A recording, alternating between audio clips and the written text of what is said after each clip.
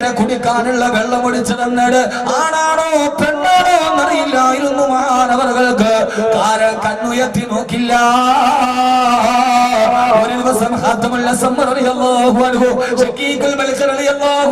വീട്ടിൽ ചെല്ലുമ്പോ മാനവരുടെ വസ്ത്രം മാറിക്കൊണ്ടിരിക്കുകയാണ്. വാതിലിന്റെ മുട്ട് കേട്ടിട്ട് മക്കളോട് പറഞ്ഞു, പെമ്മക്കളെ ആരാണ് വാതിലെന്ന് നോക്ക്. പെമ്മക്കളെ ഒന്ന് വാതിൽ തുറന്നപ്പോ ഹാത്തമല്ല സംബന്ധ ചെറുപ്പക്കാരൻ കണ്ണിങ്ങനെ താഴേക്ക് നോക്കിയിട്ട് തറയിലോട്ട് നോക്കി നിൽക്കുകയാ.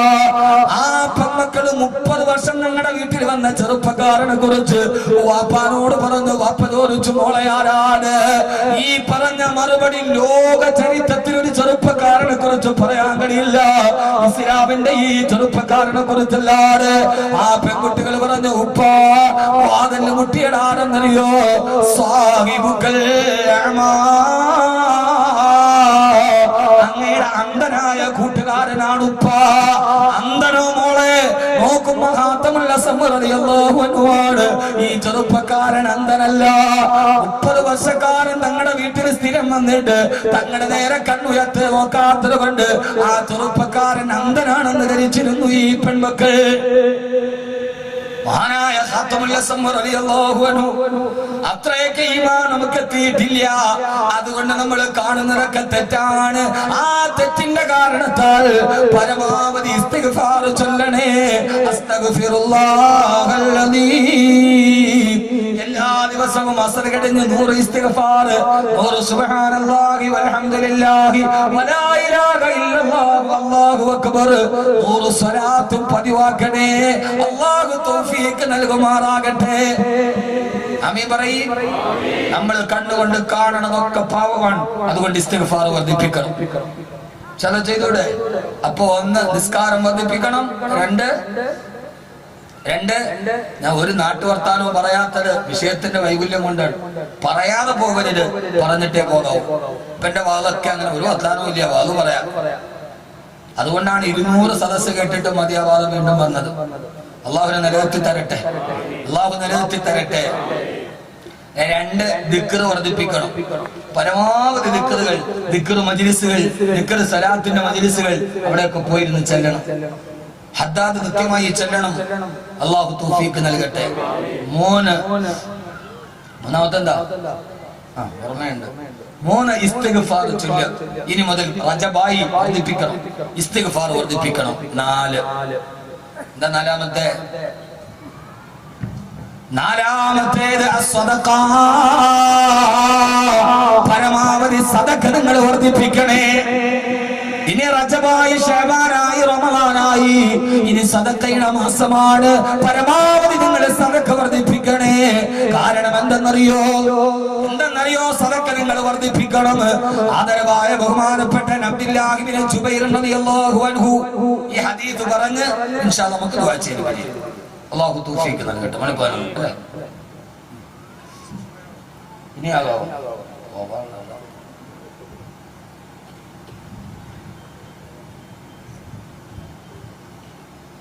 ഒത്തിരി ഒന്നും വാരി വലിച്ചോണ്ടാൽ നിങ്ങൾക്ക് ഉറക്കം വരും. ഞാൻ ക്ഷീണിക്കുകയും ചെയ്യും.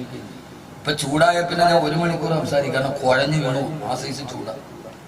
ഇത് ചെറിയ പണിയല്ല, ഇത് പണി വല്ലാത്ത പണിയാണ്. അള്ളാഹു നമ്മുടെ ഉസ്താദന്മാർക്ക് ആഫിയത്തും ആരോഗ്യവും കൊടുക്കട്ടെ. അള്ളാഹു നമ്മുടെ മുൻഗാമികൾ അവര് ചലിപ്പിച്ചു വന്ന പാതയിലാണ് നമ്മൾ ജീവിക്കണം. അള്ളാഹു നമുക്ക് ഹക്കിന്റെ പാതയിൽ ജീവിക്കാൻ അള്ളാഹു തൗഫീഖ് നൽകട്ടെ. ദറസ് എടുത്തുകൊണ്ടിരിക്കുന്നു ജാമിയയിൽ. ആളുകൾ കൊണ്ടുവന്ന് കുളിക്കാൻ നേരത്ത് വല്ലാത്ത പനി. ഉസ്താദിനോട് ഉസ്താദെ, പനി കുളിക്കാൻ വെള്ളം ചൂടാക്കി വെച്ചിട്ടുണ്ട്. ചൂടാക്കി വെച്ച വെള്ളം കുടിക്കാൻ വേണ്ടി കുളിമുറിയിൽ കയറി നോക്കിയപ്പോ കുളിക്കാൻ തിരിച്ചപ്പോ ഖാദിമിനോട് ചോദിച്ചു, മോനെ ഇതെങ്ങനെ ചൂടാക്കി? ഇത് ഹീറ്റർ ഇട്ടിട്ട് ചൂടാക്കിയതാണ്. ഒളിക്കാൻ വെച്ച വെള്ളം എടുത്ത് കയ്യിൽ നിന്ന് മാറ്റിയിട്ട് പറഞ്ഞു, മോനെ ഇത് ജാമിയയുടെ കറണ്ട് ചാർജല്ലേ ഇതിന്റെ പറയിൽ? അതേ ഉസ്താദെ. അവിടെ നിന്നിറങ്ങി അടുപ്പിൽ കൊണ്ടുപോയി ചൂട്ടുകെട്ട് വെച്ചിട്ട് വെള്ളം ചൂടാക്കി കുളിച്ചു. ജാമിയ നൂരിയിൽ ബഹുമാനപ്പെട്ട കാളമ്പാടി മുഹമ്മദ് മുസ്ലിയാർ നൂറല്ലാഹു ബറകത്ത്. എന്താ അവരുടെ ജീവിതം? നിങ്ങളൊന്ന് ചിന്തിക്കവരെ ചെയ്തു. കുളിക്കാൻ വേണ്ടിയിട്ട് ആ വെള്ളത്തിൽ നിന്ന് വെളിയിറങ്ങി. കാരണം അവർക്ക് ആഖിറത്തെ പേടിയുണ്ടായിരുന്നു, ഖബറിൽ കിടക്കണമെന്നുള്ള ബോധമുണ്ടായിരുന്നു. അതുകൊണ്ട് കുളിച്ച വെള്ളം അത് ജാമിയ നൂരിയുടെ ചെലവിലാണെന്ന് അറിഞ്ഞപ്പോ അത് മറിച്ച് കളഞ്ഞിട്ട് ചൂടാക്കി വെള്ളം കൊണ്ട് കുളിച്ചു. അള്ളാഹു മഹാനവറുകളുടെ ഖബറിനെ വിശാലമാക്കട്ടെ. അവര് തെളിച്ചു തന്ന പാത നമ്മുടെ ജീവിതത്തിന്റെ പാതയാണ്. ആ വഴിയിലൂടെ നമ്മൾ സഞ്ചരിക്കണം. ആ വഴി നമ്മളെ സ്വർഗത്തിലെത്തിക്കുന്ന വഴിയാണ്. മഹാനായ അബ്ദുല്ലാഹി ഇബ്നു ജുബൈർ റളിയല്ലാഹു തആല റിവായത്ത് ചെയ്യുന്ന ഹദീസ് ഇമാം ഹാക്കിം ഉദ്ധരിക്കുന്നു. ഒരൊറ്റ ഹദീസ് പറഞ്ഞു അവസാനത്തെ ദുആയ്ക്ക് വേണ്ടിയാണ് ഈ സദസ്സ് ഇവിടെ എത്തിയത്. അല്ലാഹുവേ ഞങ്ങളെ നീ കബൂലാക്കണേ അല്ലാഹ്. നേരത്തെ എത്തിയ സഹോദരിമാർ അല്ലാഹുവേ ഞങ്ങളുടെ ഈ സദസ്സിനെ നന്നാക്കി തരണേ അല്ലാഹ്. ഞങ്ങളുടെ ഈ സദസ്സിനെ നീ നന്നാക്കി തരണേ അല്ലാഹുവേ. മഹാനായ അബ്ദുല്ലാഹി ഇബ്നു ജുബൈർ റളിയല്ലാഹു തആല അൻഹു സൂറത്ത് തകാതുറിന്റെ സമാപനത്തിന്റെ ഹദീസാണിത്. ഒരു ദിവസം ഹബീബായ നബിയുനാ റസൂലുള്ളാഹി സ്വല്ലല്ലാഹു അലൈഹി വസല്ലമ ഞങ്ങളുടെ മുമ്പിൽ സൂറത്ത് തകാതുർ ഓതി അൽഹാകുമുത് തകാതുർ അൽഹാകുമുത് തകാതുർ ഹത്താ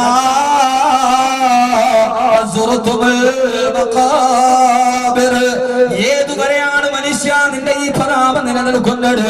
നിന്റെ ഖബറിൽ നിന്നെ അടക്കുന്നത് വരെ ഈ ആയത്തോതി നിർത്തിയിട്ട് അല്ലാഹുവിന്റെ റസൂൽ മദീനത്തെ പള്ളിയുടെ മിമ്പറിൽ ഇരുന്നിട്ട് ഞങ്ങളോടൊരു പ്രസംഗം നടത്തി. എന്നിട്ട് പറയാ യഖൂലു ഇബ്നു ആദം മാലി മാലി.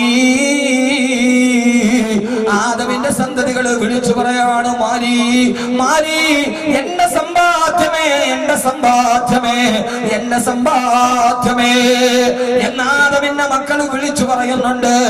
ആ സമയത്തെല്ലാം ഹബീബായ നബി തങ്ങൾ ചോദിക്കുകയാ, പണം പണം എന്ന് പറഞ്ഞവൻ കെട്ടിപ്പിടിച്ചു നടന്നിട്ടും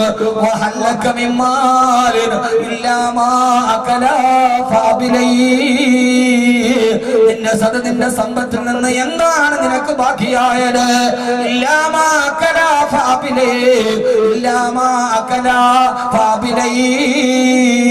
നീ കഴിച്ചതെല്ലാം വിസർജ്യമായിട്ട് വെളിയിൽ പോയല്ലോ. സമ്പത്തിന്റെ ഭൂരിഭാഗം ചെലവഴിച്ചത് ഭക്ഷണത്തിനാണ്, അത് മുഴുവനും വിസർജ്യമായി വെളിപ്പോയല്ലോ. നീ ധരിച്ച വസ്ത്രങ്ങളെല്ലാം മണ്ണിലേക്ക് നുരുമ്പി പോയല്ലോ. എന്താണ് മോനെ നിന്റെ സമ്പത്തിന് ബാക്കിയായത്? എന്താണ് നിന്റെ ജീവിതത്തിന് ബാക്കിയായത്? എന്നിട്ട് പറയാ, നീ ജീവിതത്തിന് ബാക്കിയായത് നീ ചെയ്ത സദഖകൾ മാത്രം, നീ ചെയ്ത നന്മകൾ മാത്രം.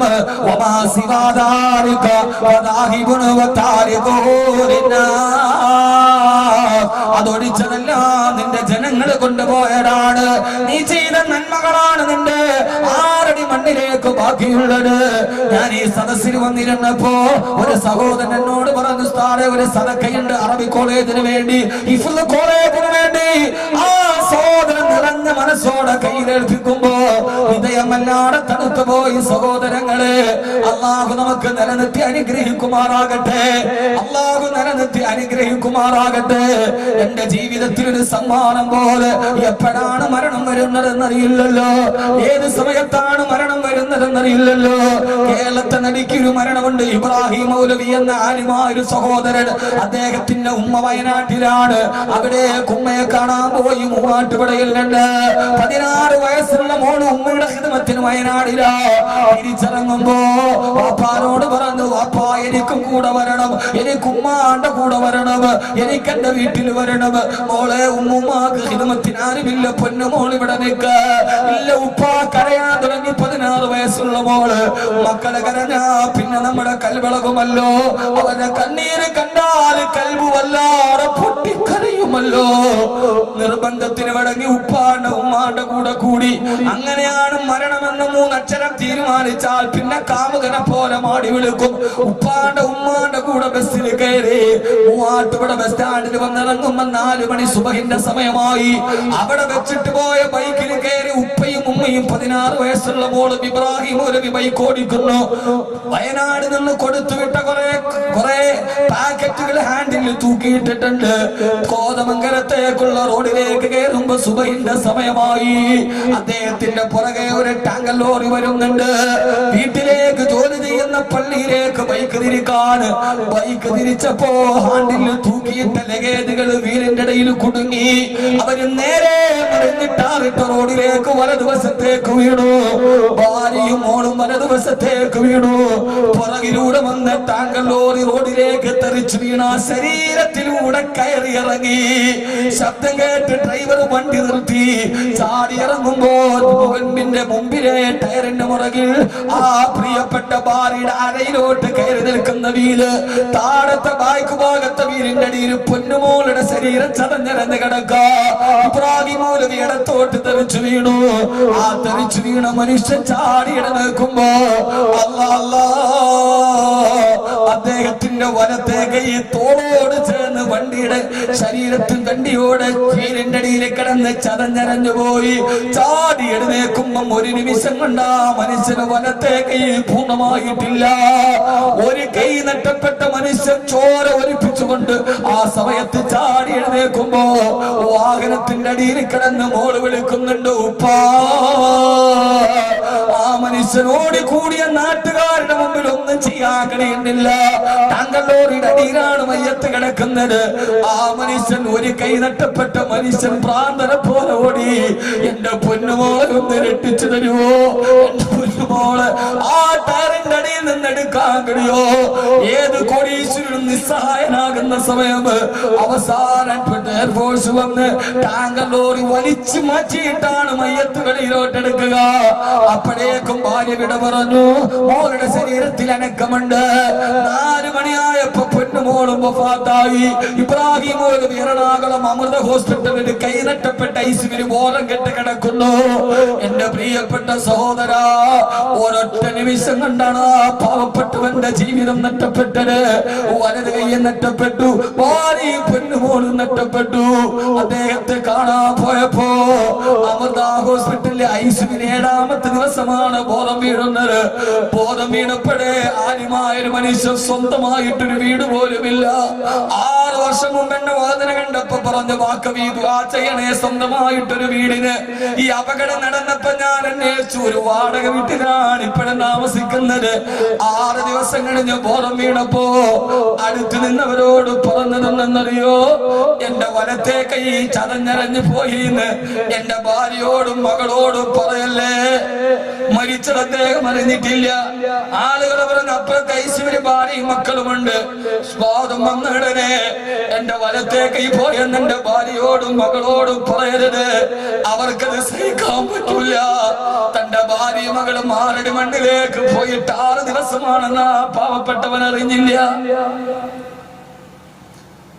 സഹോദരങ്ങളെ, ഒരു നിമിഷം മതി മനുഷ്യന്റെ ജീവിതം മാറി മറിയാൻ. ഇന്നലെ കോട്ടക്കലെ അപകടത്തിൽ ചൊക്ലിയിലെ ഒരു പാവപ്പെട്ട ഉമ്മയ്ക്കും വാപ്പയ്ക്കും നഷ്ടപ്പെട്ടത് സലാം പറഞ്ഞു പോയ 3 മക്കളാണ്. അല്ലാഹുവേ, അല്ലാഹുവേ, നിന്നോടല്ലാതെ ഞങ്ങൾ ആരോട് ചോദിക്കാം? നീയാണ് വിധിക്കുന്നവൻ, നീയാണ് തിരക്കഥ മെനയുന്നവൻ. നിന്റെ അടുക്കലാണ് ഓരോ ചലനവും. ഇവിടെ നിന്നൊരു കാല് വെക്കുന്നതും മരണത്തിലേക്കാണോ ജനനത്തിലാണോ എന്നറിയുന്നത്. അർ-റഹ്മാനു അലൽ അർശി ഇസ്തവാ, അർശിന്റെ അധിപതിയേ നീയാണ് അല്ലാഹുവേ. ഞങ്ങളുടെ അടുത്ത നിമിഷം ഏതാണ് ഞങ്ങൾക്കറിയില്ല അല്ലാഹ്. ഞങ്ങളുടെ ജീവിതം നീ ഖൈറിലാക്കണേ അല്ലാഹ്. അതുകൊണ്ട് ജീവിതത്തിൽ ഇനി നന്മകളുടെ പക്ഷത്ത് നിലനിൽക്കണം, നന്മയുടെ പാതയിലൂടെ നടക്കണം. ജീവിതത്തിലും മരിച്ചാലും ദുആ ചെയ്യാൻ കുറച്ച് നന്മകൾ ജീവിതത്തിൽ നമ്മൾ ബാക്കിയെടുക്കണം. അല്ലാഹു തൗഫീഖ് നൽകട്ടെ. ആരൊക്കെ എന്തൊക്കെ പറഞ്ഞോട്ടെ, നമ്മുടെ ജീവിതം പടച്ചറപ്പിന്റെ മുമ്പിൽ കണക്ക് പറയാൻ ഒരു ഹറാമും ബാക്കിയില്ലാത്ത ജീവിതമാകണം. അതിനാണ് ജീവിക്കുന്നത്. ആരും പറയട്ടെ, വാക്കവിയെ കുറിച്ച് പറയട്ടെ, ഫൈസിയെ കുറിച്ച് പറയട്ടെ, ഹാജിയാരെ കുറിച്ച് പറയട്ടെ, ഇതിന്റെ പ്രവർത്തകരെ കുറിച്ച് പറയട്ടെ, വിഷയമല്ല. ഞങ്ങൾക്ക് വേണ്ടത് റബ്ബിന്റെ തൃപ്തിയാണ്. എനിക്ക് 3 മക്കളാണ്.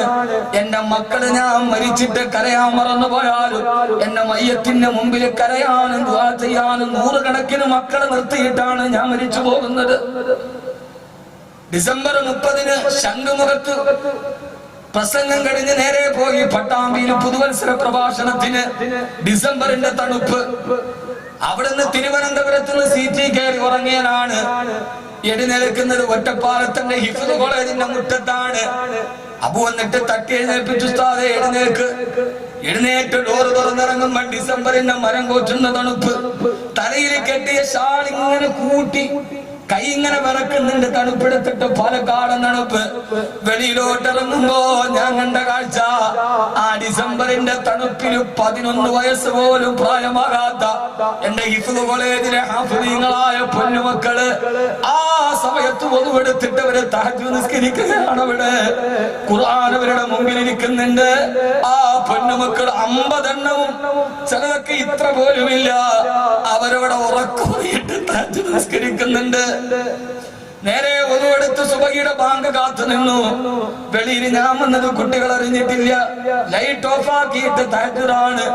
വരാന്തയിലൂടെ സുബഹിന്റെ ബാങ്ക് കാത്ത് നടക്കുമ്പോ ഒരു ദുആ കേട്ടു. എന്റെ പൊന്നുമക്കള് അല്ലാഹുവേ, വഅദ് പറഞ്ഞ് വരുമ്പോ ഞങ്ങൾക്കുള്ള അന്നത്തിന്റെ വകയുമായി വരുന്ന ഞങ്ങളുടെ ബാക്കവി ഉസ്താദിന് സ്വർഗം കൊടുക്കണേ അല്ലാ. എന്റെ ജീവിതത്തിൽ എന്റെ ഹൃദയത്തിൽ എത്ര തണുപ്പുണ്ടായതുപോലെ പിന്നൊരു തണുപ്പുണ്ടായിട്ടില്ല. ഞങ്ങളെ സഹായിക്കുന്നവരെ നീ സഹായിക്കണേ അല്ലാ. അതുകൊണ്ട് ഞാൻ പറയുന്നത് സഹോദരങ്ങളെ, മരിച്ചതിന് ശേഷം മലന്ന് കിടക്കുമ്പോ അഭിമാനത്തോടെ ഓർക്കാൻ കഴിയുന്ന സൽക്കർമ്മങ്ങളെ ജീവിതത്തിൽ ബാക്കിയാക്കി വിട പറയാൻ ധൈര്യമുണ്ടോ? എന്നാൽ ജഹീമിനെ കാണുന്ന നേരം നിങ്ങൾ അല്ലാഹുവിന്റെ സ്വർഗത്തിലേക്ക് നടന്നു പോകേണ്ടവരാണ്. അല്ലാഹു നമ്മളെ അവിടെ എത്തിക്കുമാറാകട്ടെ. അതുകൊണ്ട് ജീവിതത്തിലെ നന്മകൾ വർദ്ധിപ്പിക്കണം. 4ാമത്തെ കാര്യം, ഏറ്റവും നല്ല നന്മ, നിങ്ങൾ സദഖ വർദ്ധിപ്പിക്കണേ. അല്ലാഹു സ്വീകരിക്കുമാറാകട്ടെ. അല്ലാഹു സ്വീകരിക്കുമാറാകട്ടെ. അല്ലാഹു സ്വീകരിക്കുമാറാകട്ടെ. ഞാനിവിടെ വന്നിരിക്കും ഒരു സഹോദരൻ, എന്റെ കയ്യിൽ ഒരു 25,000 രൂപ ഉസ്താദേ ഹാഫിളീങ്ങൾക്കാണ്, ഞാൻ ചോദിച്ചിട്ടില്ല. അല്ലാഹു ആ സഹോദരന് ഖൈർ നൽകട്ടെ. നമ്മുടെ ദുആക്ക് വേണ്ടി എത്രയെത്ര ആളുകൾ, എത്രയോ ആളുകൾ അല്ലാഹു സ്വീകരിക്കട്ടെ. ഈ തൃശ്ശൂരുള്ള ഈ പാവറട്ടിക്കടുത്തുള്ള ഒരു കുടുംബം, മകൾക്ക് മാനസികമായി നല്ല വളർച്ചയില്ല. 2 വർഷം മുമ്പാണ് എന്റെ പ്രിയപ്പെട്ട ഇബ്രാഹിം ഹാജിയുടെ വീട്ടിലിരിക്കുമ്പോൾ അല്ലാഹു കുടുംബത്തിന് ബറക്കത്ത് നിറച്ചു കൊടുക്കട്ടെ, നന്മ നൽകട്ടെ. സ്നേഹിക്കാൻ മാത്രം അറിയുന്ന മേൽക്കൂരയുടെ കീഴിൽ ഇങ്ങനെ ഇരിക്കുമ്പോ ആ മകളുമായിട്ട് എന്റെ അടുക്കൽ വരുന്നത്, ഞാൻ പറഞ്ഞ എല്ലാ സദസ്സിലും പങ്കെടുത്ത ദുആയിലാക്ക് 2 വർഷം കഴിയും ഇൻഷാ അല്ലാഹ് റബ്ബ് മാറ്റം തരും. ഇന്ന് അസറകണ്ട് ഞാൻ വീട്ടിൽ പോയി, അന്ന് നന്നായിട്ട് സംസാരിക്കാത്ത പൊന്നുമോള് സ്ഫുടമായിട്ട് സംസാരിക്കുന്നു. കണ്ണീരോടെ 2 വർഷം മുമ്പ് ഇബ്രാഹിം ഹാജിയുടെ വീട്ടിൽ വന്ന് എന്നെ പരിചയപ്പെട്ട ആ വാപ്പയും ഉമ്മയും പറഞ്ഞു, ഉസ്താദേ സമാധാനമായി 2 വർഷമാകുന്നു നിങ്ങളെ പരിചയപ്പെട്ടിട്ട്. എന്റെ പൊന്നുമോളുള്ള കാര്യം സ്വന്തമായി ചെയ്യാൻ തുടങ്ങി, നന്നായിട്ട് സംസാരിക്കാൻ തുടങ്ങി. അല്ലാഹു ആ പൊന്നുമോൾക്ക് എല്ലാവിധ ഖൈറും ഇനിയും അല്ലാഹു നൽകട്ടെ. അല്ലാഹു ഇനിയും നല്ല മോളാക്കി കൊടുക്കട്ടെ. ആ കുടുംബത്തിന്റെ പ്രയാസങ്ങൾ മുഴുവനും റബ്ബ് മാറ്റി കൊടുക്കട്ടെ. ഞാൻ ഈ പറയുന്നത് എന്റെ ദുആ സദസ്സ് വലുതാണെന്ന് പറയാനല്ല, പക്ഷേ ഇഖ്ലാസോടെ നന്മയോടെ ഈ സദസ്സിൽ വന്നവരൊക്കെ ഇന്ന് അൽഹംദുലില്ലാഹ് സന്തോഷവാന്മാരാണ്. അല്ലാഹു സ്വീകരിക്കുമാറാകട്ടെ. എല്ലാ സദസ്സിലും ചോദിക്കുന്നത് പോലെ ഇൻഷാ അല്ലാഹ് ഒരു 33,333 രൂപ ഏത് കാര്യമാണോ നീയത്ത് ചെയ്തിട്ട് പറയുന്നത്, അല്ലാഹു കബൂലാക്കട്ടെ, അല്ലാഹു സ്വീകരിക്കുമാറാകട്ടെ. ഇനി ആരും എഴുന്നേക്കത് ഈ സദസ്സിനോട് 10 മിനിറ്റുള്ളിൽ ഈ സദസ്സ് പിരിയും. അല്ലാഹുവേ സ്വീകരിക്കണേ അല്ലാഹ്. ഇന്ന് സമയം പോയത് അറിഞ്ഞിട്ടില്ല. ഇന്ന് എങ്ങനെ ഈ 2.5 മണിക്കൂർ കഴിഞ്ഞു എന്ന് പിടുത്തമില്ല. നമ്മൾ ലയിച്ച് 2 സദസ്സും അങ്ങനെ തന്നെ ഇരുന്നു. റബ്ബേ, ഈ റജബിന്റെ രാത്രിയെ നീ ഞങ്ങൾക്ക് ദുആയ്ക്ക് ഇജാബത്തുള്ള രാത്രിയാക്കണേ അല്ലാഹ്. ഏത് പ്രയാസങ്ങളാണോ മാറ്റണേ അല്ലാഹ്. ഒരു 33,333 രൂപ ഈ സദസ്സിന് വേണ്ടി, ഈ ഇൽമിന്റെ സദസ്സിന് വേണ്ടി, ഇതിന്റെ ചെലവ് കഴിഞ്ഞ് ബാക്കി കിട്ടുന്നത് കൊണ്ട് ഒരു പാവപ്പെട്ട മനുഷ്യനൊരു കൊച്ചു വീട് കൊടുക്കണം. അല്ലാഹുവേ നീ കബൂലാക്കണേ അല്ലാഹ്. والسابقون السابقون أولئك المقربون. ആദ്യം കടന്നു വന്നവർ, അവരാണ് റബ്ബിലേക്ക് അടുത്തവർ. ഗസാലി സാഹിബ് പറഞ്ഞതുപോലെ, എന്റെ കൽവിൽ കൂട്ടുപിടിച്ച എന്റെ കൂട്ടുകാരൻ പറഞ്ഞതുപോലെ, ഏത് ഖൈർ വന്നാലും ഉണ്ടോ ഇല്ലയോ എന്നൊന്നും നോക്കാറില്ല, കൈ അയച്ചു കൊടുത്തിട്ട് എന്നെ അത്ഭുതപ്പെടുത്തിയ എന്റെ പ്രിയപ്പെട്ട പിതൃവാത്സല്യം നുകർന്നു തന്ന പ്രിയപ്പെട്ട ഇബ്രാഹിം ഹാജി 33,333 രൂപ. അല്ലാഹുവേ, നീ അവരുടെ കച്ചവടത്തിന് ബറക്കത്ത് നൽകണേ അല്ലാ, ഐശ്വര്യം പ്രദാനം ചെയ്യണേ അല്ലാ, എല്ലാവിധ നിഅമത്തുകളും നീ ആവോളം നൽകി ശർറുകളെല്ലാം തട്ടിമാറ്റണേ അല്ലാ. ഈ വിനീതന്റെ പതിന് മാത്രം ഒരു മകന്റെ വാത്സല്യത്തോട് അല്ല, ഒരു ചേട്ടന്റെ വാത്സല്യത്തോട് ഇവിടെ എത്തിയതാണെന്ന്, തങ്ങിയതാണെന്ന്, തിരിച്ചു പോവുകയാണ് ഒരു പാവപ്പെട്ടവന്റെ വാത് കേൾക്കാൻ. റബ്ബേ, അദ്ദേഹത്തിന് പ്രിയപ്പെട്ട ഭാര്യക്കും നീ ആഫിയത്തും ആരോഗ്യവും അവസാനം വരെ നിലനിർത്തി കൽബിന് സമാധാനവും സന്തോഷവും ഐശ്വര്യവും നൽകണേ അല്ലാ. മക്കളെ നീ കബൂലാക്കണേ അല്ലാ.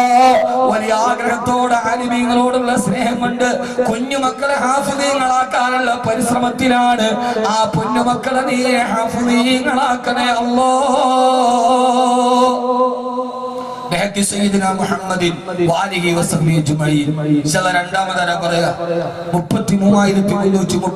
രൂപ നമ്മുടെ ഈ സദസ്സിൽ നിന്ന് സന്തോഷത്തോടെ ഏത് പ്രയാസങ്ങളാണോ അള്ളാഹു മാറ്റി തരുമാറാകട്ടെ. ഒന്ന് കൈവയ്ക്കാൻ മതി, ഉസ്താദെ ഞങ്ങൾ കൊടുത്തേക്കാം. ഈ സദസ്സിൽ നിന്ന് വാഗ്ദാനം ചെയ്ത് പിന്നീട് നമ്മുടെ സദസ്സിലേക്ക് സഹോദരിമാർ ഒരു സ്വർണ്ണാഭരണം അള്ളാഹു നമ്മുടെ മക്കളെ ഹാഫിളീങ്ങളാക്കി തരട്ടെ, ആലിമീങ്ങളാക്കി തരട്ടെ. അള്ളാഹു സന്തോഷം നൽകി അനുഗ്രഹിക്കുമാറാകട്ടെ, പ്രയാസങ്ങൾ അല്ലാഹു മാറ്റി കൊടുക്കട്ടെ. എന്റെ സദസ്സിൽ ഇതേവരെ 2000-ഓളം ആളുകളിൽ 33,333 രൂപ പറഞ്ഞിട്ടുണ്ട്. എല്ലാ സദസ്സിലും ഇൻഷാ അല്ലാഹ് ദുആ ചെയ്യും. മാരകമായ ക്യാൻസറുകൾ, രോഗങ്ങൾ, ബുദ്ധിമുട്ടുകൾ അല്ലാഹു ഇതുകൊണ്ട് മാറ്റി തന്നിട്ടുണ്ട് ഇൻഷാ അല്ലാഹ്. തളർന്നു കിടക്കുന്ന ആളുകൾ പോലും അൽഹംദുലില്ലാഹ്, 2 കാല് തളർന്നു കിടന്ന സഹോദരൻ എന്റെ കോളേജിലാണ് ഈ പൈസ കൊണ്ടുവന്ന് എത്തിച്ചു തന്നത്. അള്ളാഹു ഇന്ന് ആരോഗ്യത്തോടെ എഴുന്നേറ്റ് നടക്കുന്നു. ഇപ്പൊ ഉംറയ്ക്ക് പോയി തിരിച്ചു വന്നു. അള്ളാഹു സ്വീകരിക്കുമാറാകട്ടെ. ഞാൻ ഭാര്യയുടെ പേര് 33,333. അള്ളാഹു കബൂലാക്കട്ടെ, അള്ളാഹു സ്വീകരിക്കട്ടെ, അള്ളാഹു സ്വീകരിക്കട്ടെ. അതങ്ങനെയാണ്, ഭാര്യ ഭർത്താവും തമ്മിൽ മത്സരമാണ്. അള്ളാഹുവിനെ നിലനിർത്തട്ടെ. തീർച്ചയായും അതൊരു ബന്ധമാണ് എനിക്ക് അള്ളാഹു നൽകിയത്. അവസാനം വരെ, മരണം വരെ അങ്ങനെ തന്നെ ഉണ്ടാവും. അല്ലാഹുവേ, നീ സ്വീകരിക്കണേ അല്ലാ. പടച്ചവനെ, തന്റെ ഭാര്യയുടെ പേര് ചെയ്ത സദഖ റബ്ബേ, ജീവിതത്തിന്റെ ഏത് നന്മകളും തന്റെ ഭാര്യയെയും കൂടെ കൂട്ടി അവസാനം റബ്ബേ ആ ഒരുമിച്ച് കൂടലും സന്തോഷവും സ്വർഗത്തിലും നീ ഒരുമിച്ച് കൂട്ടണേ അല്ലാ. പടച്ചവനെ,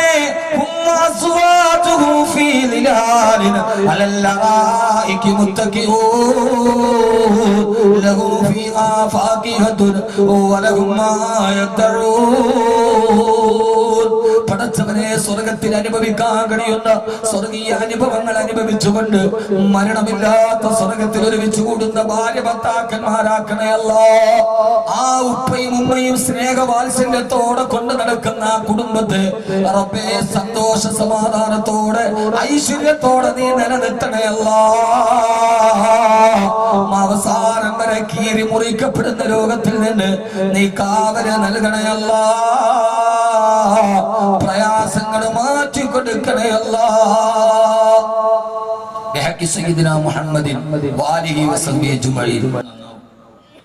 ഞാനാണ് ഏറ്റവും വലിയ ആളെന്ന് നമ്മൾ വിചാരിച്ചാൽ നമ്മൾ നന്നാവൂല. നമ്മൾ അഹങ്കാരികളോ, നമ്മൾ അബൂജഹലിനെ പോലെയാവും.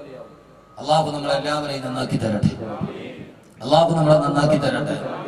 അതുകൊണ്ട് സഹോദരങ്ങളെ, നമ്മുടെ സദസ്സ് ഇന്നും നമ്മൾക്ക് അവസാനം ദുആ ചെയ്ത് പിരിയണം. അള്ളാഹു നമുക്ക് നല്ല മഴ നൽകി അനുഗ്രഹിക്കുമാറാകട്ടെ, അള്ളാഹു നല്ല മഴ നൽകി അനുഗ്രഹിക്കുമാറാകട്ടെ. മനുഷ്യൻ എന്ന തെറ്റിലേക്ക് നടക്കുന്നുവോ അന്ന് അള്ളാഹു മഴയെ പിടിച്ചു നിർത്തുമെന്ന് നബിയുനാ റസൂലുള്ളാഹി. അല്ലാതെ ഓസോണിലെയൊന്നും സുശീലം വീണതൊന്നുമല്ല, അത് വീഴാൻ തുടങ്ങിയിട്ട് കാലം കുറയായി. മനുഷ്യൻ എന്ന് മോശമാകുന്നുവോ അന്ന് അള്ളാഹുവിന്റെ അടുക്കൽ നിന്ന് മഴ പെയ്യിപ്പിക്കുന്നവൻ അവനാണ്. അള്ളാഹു ചോദിച്ചില്ലേ, അഫറഅയ്തും മാ തഹ്റുസൂൻ അഅൻതും അഫറഅയ്തുമുൽ മാ അല്ലദീ തശ്റബൂൻ അഅൻതും അൻസൽതുമൂഹു മിനൽ മുസ്നി അം നഹ്നുൽ മുൻസിലൂൻ. നിങ്ങളെന്താ കരുതിയത് എല്ലാ പൊല്യൂഷനും ഒഴിവാക്കി ഓസോൺ ലെയറിന്റെ സുഷിരമൊക്കെ അടച്ച് മനുഷ്യരൊക്കെ നന്നായ മഴ പെയ്യൂല? ഞാൻ പറഞ്ഞു പറ്റൂല, മഴ അള്ളാഹുവിന്റേതാണ്. അതുകൊണ്ടാണ് സൂറത്തുൽ വാഖിഅ അള്ളാഹു ചോദിച്ചത് അഫറഅയ്തുമുൽ മാഅ അല്ലദീ തശ്റബൂൻ. അള്ളാഹു ചോദിക്കുകയാണ് അഫറഅയ്തുമുൽ മാഅ അല്ലദീ തശ്റബൂൻ അൻതും അൻസൽതുമൂഹു മിനൽ മുസ്രി അം നഹ്നുൽ മുർസിലൂൻ. അള്ളാഹു ചോദിക്കുകയാണ് മനുഷ്യ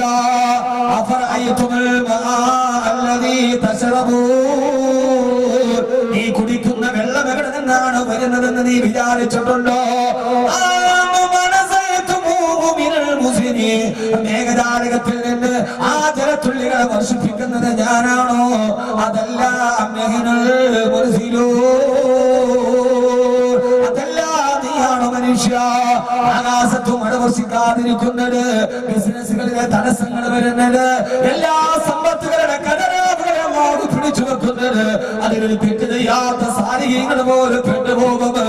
മനുഷ്യ മനുഷ്യ, അത് നിന്റെ പ്രവർത്തനങ്ങളുടെ വൈകല്യം കാരണത്താലാണ്. ഈ തമ്മാടിത്തരം അവസാനിപ്പിക്കണേ. ഞാൻ ഈ സൂറത്ത് തകാഫിറിന്റെ ഏറ്റവും പ്രധാനപ്പെട്ട ഒരു സൂത്രം മാത്രം അതിന്റെ ആശയം പറഞ്ഞ് അവസാനിപ്പിക്കുകയാ. ഓരോ സഹോദരങ്ങളോട് സഹോദരിമാരോട് ഖബറിലേക്ക് പോകേണ്ടതാണെന്നുള്ള ബോധത്തോട് നാളെ കത്തിക്കാളുന്ന ജഹീമെന്ന നരകം, ആ നരകമേതെന്ന് അവസാനം ഇൻഷാ അല്ലാഹ് വിശദീകരിച്ച് നമുക്ക് പഠിക്കാം. നരകത്തിന് പോകും വൈമിനുക്കും ഇല്ല വാരിദുഹാ കാന അലാ റബ്ബിക ഖത്മന മഖദിയാ. ആ നരകത്തിന്റെ മുമ്പിൽ ഓരോരുത്തരെയും കൊണ്ടുപോയി വെക്കുമ്പോ ഞാനത് അനുഭവിക്കേണ്ടവനാണ് റബ്ബേ. എന്റെ ജീവിതം അവസാനിക്കുമല്ലോ എന്ന ഒരു ബോധം നമ്മുടെ മനസ്സിലുണ്ടാകണേ. ആറടി മണ്ണിലേക്ക് കൊണ്ടുപോയി വെച്ച് കഴിഞ്ഞാൽ അവന്റെ ശരീരം മണ്ണിലോട്ട് ചേർന്ന് കഴിഞ്ഞാൽ അതുപോലെ അവസാനിപ്പിക്കില്ല മനുഷ്യ. അതുകൊണ്ട് അവസാനിക്കില്ല മനുഷ്യ. എനിക്കറിയോ, നമ്മൾ ഒരാളെ ഖബറിലെത്തിയിട്ട് ഖബറിലേക്ക് പോയി ഒരു 40 ദിവസങ്ങളിൽ തുറന്നു നോക്കിയാൽ അവിടെ കുറെ എല്ലിൻ കഷണങ്ങളിലാണ്, മറ്റൊന്നും കാണുകയില്ല. നമ്മൾ വിചാരിക്കും ഇതോടെ അവസാനിച്ചു വന്ന്. അല്ല അല്ല, ഹബീബായ നബി സല്ലല്ലാഹു അലൈഹി വസല്ലം പറയുകയാ, അമ്മാ മുഅദ്ദബുൻ ഔ മുനഅമുൻ ഇലാ യൗമിൽ ഖിയാമ. അമ്മാ മുഅദ്ദബുൻ ഔ മുനഅമുൻ ഇലാ യൗമിൽ ഖിയാമ. ആ ഖബറിൽ കിടക്കുന്ന കാലത്തോളം ഖിയാമത്ത് നാൾ വരെ ഒന്നുകിൽ അവൻ ആ ഖബറിൽ ശിക്ഷ അനുഭവിക്കുകയാണ്, അല്ലെങ്കിൽ അവൻ ഖബറിൽ സന്തോഷത്തോടെ ജീവിക്കുകയാണ്. ഒന്നുകിൽ അവൻ ശിക്ഷ അനുഭവിക്കുന്നുണ്ട്, അല്ലെങ്കിൽ അവൻ ജീവിതത്തിൽ ചെയ്ത നന്മകളുടെ സന്തോഷം അവൻ ഖബറിൽ അനുഭവിക്കുന്നുണ്ടെന്ന് ഹബീബായ നബിയുനാ റസൂലുള്ളാഹ് സല്ലല്ലാഹു അലൈഹി വസല്ലമ. അല്ലാഹു നമുക്ക് ആ ബോധം നൽകുമാറാകട്ടെ. നമ്മുടെ ജീവിതത്തിൽ പശ്ചാത്തപിക്കാൻ, അല്ലാഹുവിലേക്ക് മടങ്ങാനുള്ള അവസരമാണിത്. അല്ലാഹുവേ അല്ലാഹുവേ, മരിക്കുന്നവനാണുള്ള ബോധം ഞങ്ങൾക്ക് നൽകണേ അല്ലാഹു തൗഫീഖ് നൽകട്ടെ. എന്നിട്ട് നാളെ 6 അടി മണ്ണിൽ കിടക്കേണ്ടവനാണ്, അത് കഴിഞ്ഞ് ഞാൻ ജഹീം എന്ന നരകത്തിൽ പോകേണ്ടവനാണ് എന്ന ബോധത്തോട് നമ്മുടെ ജീവിതത്തെ നമ്മൾ ചിട്ടപ്പെടുത്തണം. അതാണ് ഈ 2 ദിവസത്തെ സദസ്സിന്റെ ഏറ്റവും വലിയ റിസൾട്ട്. ഇതോടുകൂടെ നമ്മുടെ ജീവിതത്തെ ഒന്ന് ചിട്ടപ്പെടുത്തണം. നമ്മൾ ചില സ്വഭാവങ്ങളോട് വിട പറയണം. ചില സ്വഭാവ വൈകൃതങ്ങൾ നമ്മൾ അവസാനിപ്പിക്കണം. 4 കാര്യങ്ങൾ ഉപേക്ഷിക്കണം. 4 കാര്യങ്ങൾ ജീവിതത്തിൽ അധികരിപ്പിക്കണം. ഇൻഷാ അല്ലാഹ് നമ്മുടെ വിഷയം അതാണ്. 4 കാര്യങ്ങൾ സൂറത്ത് തകാത്ത് നമ്മളോട് പറയാൻ 4 കാര്യങ്ങൾ ജീവിതത്തിൽ നിന്ന് ഒഴിവാക്കണം. അല്ലാഹു തൗഫീഖ് നൽകട്ടെ. ആമീൻ പറ മനുഷ്യന്മാരെ. അല്ലാഹു തൗഫീഖ് നൽകട്ടെ. അല്ലാഹു തൗഫീഖ് നൽകട്ടെ. 4 കാര്യങ്ങൾ ഒഴിവാക്കണം. തയ്യാറല്ലേ? ആണോ? 4 കാര്യങ്ങൾ വർദ്ധിപ്പിക്കണം ഇന്നു മുതൽ. ഞാൻ പറഞ്ഞല്ലോ, പ്രസംഗം എഴുതി 4 കാര്യം, ആ 4 സ്വഭാവം ഒഴിവാക്കണം. പറഞ്ഞാൽ ഒഴിവാക്കാൻ തയ്യാറല്ലേ? വീഡിയോ വലിക്കണ കാര്യങ്ങളോ നിങ്ങൾ അറുപത്തെട്ട് പേടിക്കണ്ട. വീഡിയോ വലിക്കണ്ടെന്ന് പറഞ്ഞു. വീഡിയോ വലിച്ചാൽ അപകടമാണ്. വീഡിയോ വലിച്ചാൽ പിന്നെ പുക മൂക്കിലൂടെ പോകും. മൂക്കിലൂടെ പുക പോകുന്നത് നരകവാസികളുടെ അടയാളമാണെന്ന് റസൂലുള്ളാഹി സ്വല്ലല്ലാഹു അലൈഹി വസല്ലം. ഞാൻ എവിടെയെങ്കിലും ഒരു സദസ്സ്, പിരിവൊന്നും പാടില്ല, നേരത്തെ തുടങ്ങുന്ന സദസ്സുണ്ടെങ്കിൽ എൻ്റെ ഒരു വിഷയമുണ്ട്, പുകവലി. ഞാൻ അതുമായി ബന്ധപ്പെട്ടൊരു വിഷയം തയ്യാറാക്കിയപ്പോൾ പുകവലിയുമായി ബന്ധപ്പെട്ട് 82ഓളം ഹദീസുകളാണ്. 82. വളരെ ഗൗരവത്തോടെ വലിക്കുന്നവരൊക്കെ ഉണ്ടാവും, എന്നോട് വിഷമിക്കരുത്, ആ സ്വഭാവം ഒഴിവാക്കണം. വളരെ ഗൗരവമാണ് പുകവലി. 82ഓളം ഹദീസുകൾ. എവിടെയെങ്കിലും നിങ്ങളൊരു ആരോഗ്യ സെമിനാറോ അല്ലെങ്കിൽ ഏതെങ്കിലും ഒരു പിരിവൊന്നുമില്ലാത്ത വാദങ്ങൾ വെച്ചോടി, പിരിവുണ്ടെങ്കിൽ പിന്നെ പുകവലി പറഞ്ഞ പിരിവ് കിട്ടില്ല. പുകവലി 82 ഹദീസുകൾ, 6 മണിക്കൂറുണ്ട് പ്രസംഗം പുകവലിയെ കുറിച്ച്. ഞാൻ കുറെ പുതിയ വിഷയങ്ങൾ തയ്യാറാക്കുന്നുണ്ട്, സമൂഹത്തിന് പ്രയോജനം ഉണ്ടാവും. പുകവലി, ട്രാഫിക് നിയമങ്ങൾ, ഖുർആനും ഗതാഗതവും. ഒരു 8 മണിക്കൂർ പ്രസംഗമാണ് ഖുർആനും ഗതാഗതവും. ഞാൻ നേരെ കുറച്ച് പറഞ്ഞു തന്നില്ലേ, കുട്ടികൾ പാഞ്ഞു പോകുന്നു, വണ്ടിക്കടിയിലേക്ക് കയറുന്നു, കാത്തു നിൽക്കുന്ന മാതാപിതാക്കൾക്ക് മക്കളെ നഷ്ടപ്പെടുന്നു. അവർക്കറിയില്ല ഇതിന്റെ ബേജാറ്. ട്രാഫിക് നിയമങ്ങളെ കുറിച്ച്, എങ്ങനെ ഓടണം, എങ്ങനെ സഞ്ചരിക്കണം, നമ്മുടെ കുട്ടികളെ പഠിപ്പിച്ചു കൊടുക്കണം. ഇതിന്റെയൊക്കെ മാർഗ്ഗഗ്രന്ഥം ഖുർആനാണ്. അതുകൊണ്ട് നമ്മുടെ ജീവിതത്തിൽ മാറ്റേണ്ട കുറെ ശീലങ്ങളുണ്ട്. ആ ശീലങ്ങൾ അല്ലാഹു മാറ്റാൻ തൗഫീഖ് നൽകി അനുഗ്രഹിക്കട്ടെ. മാറ്റാൻ തൗഫീഖ് നൽകി അനുഗ്രഹിക്കട്ടെ. ശീലങ്ങൾ മാറ്റാൻ വലിയ പാടാണ്.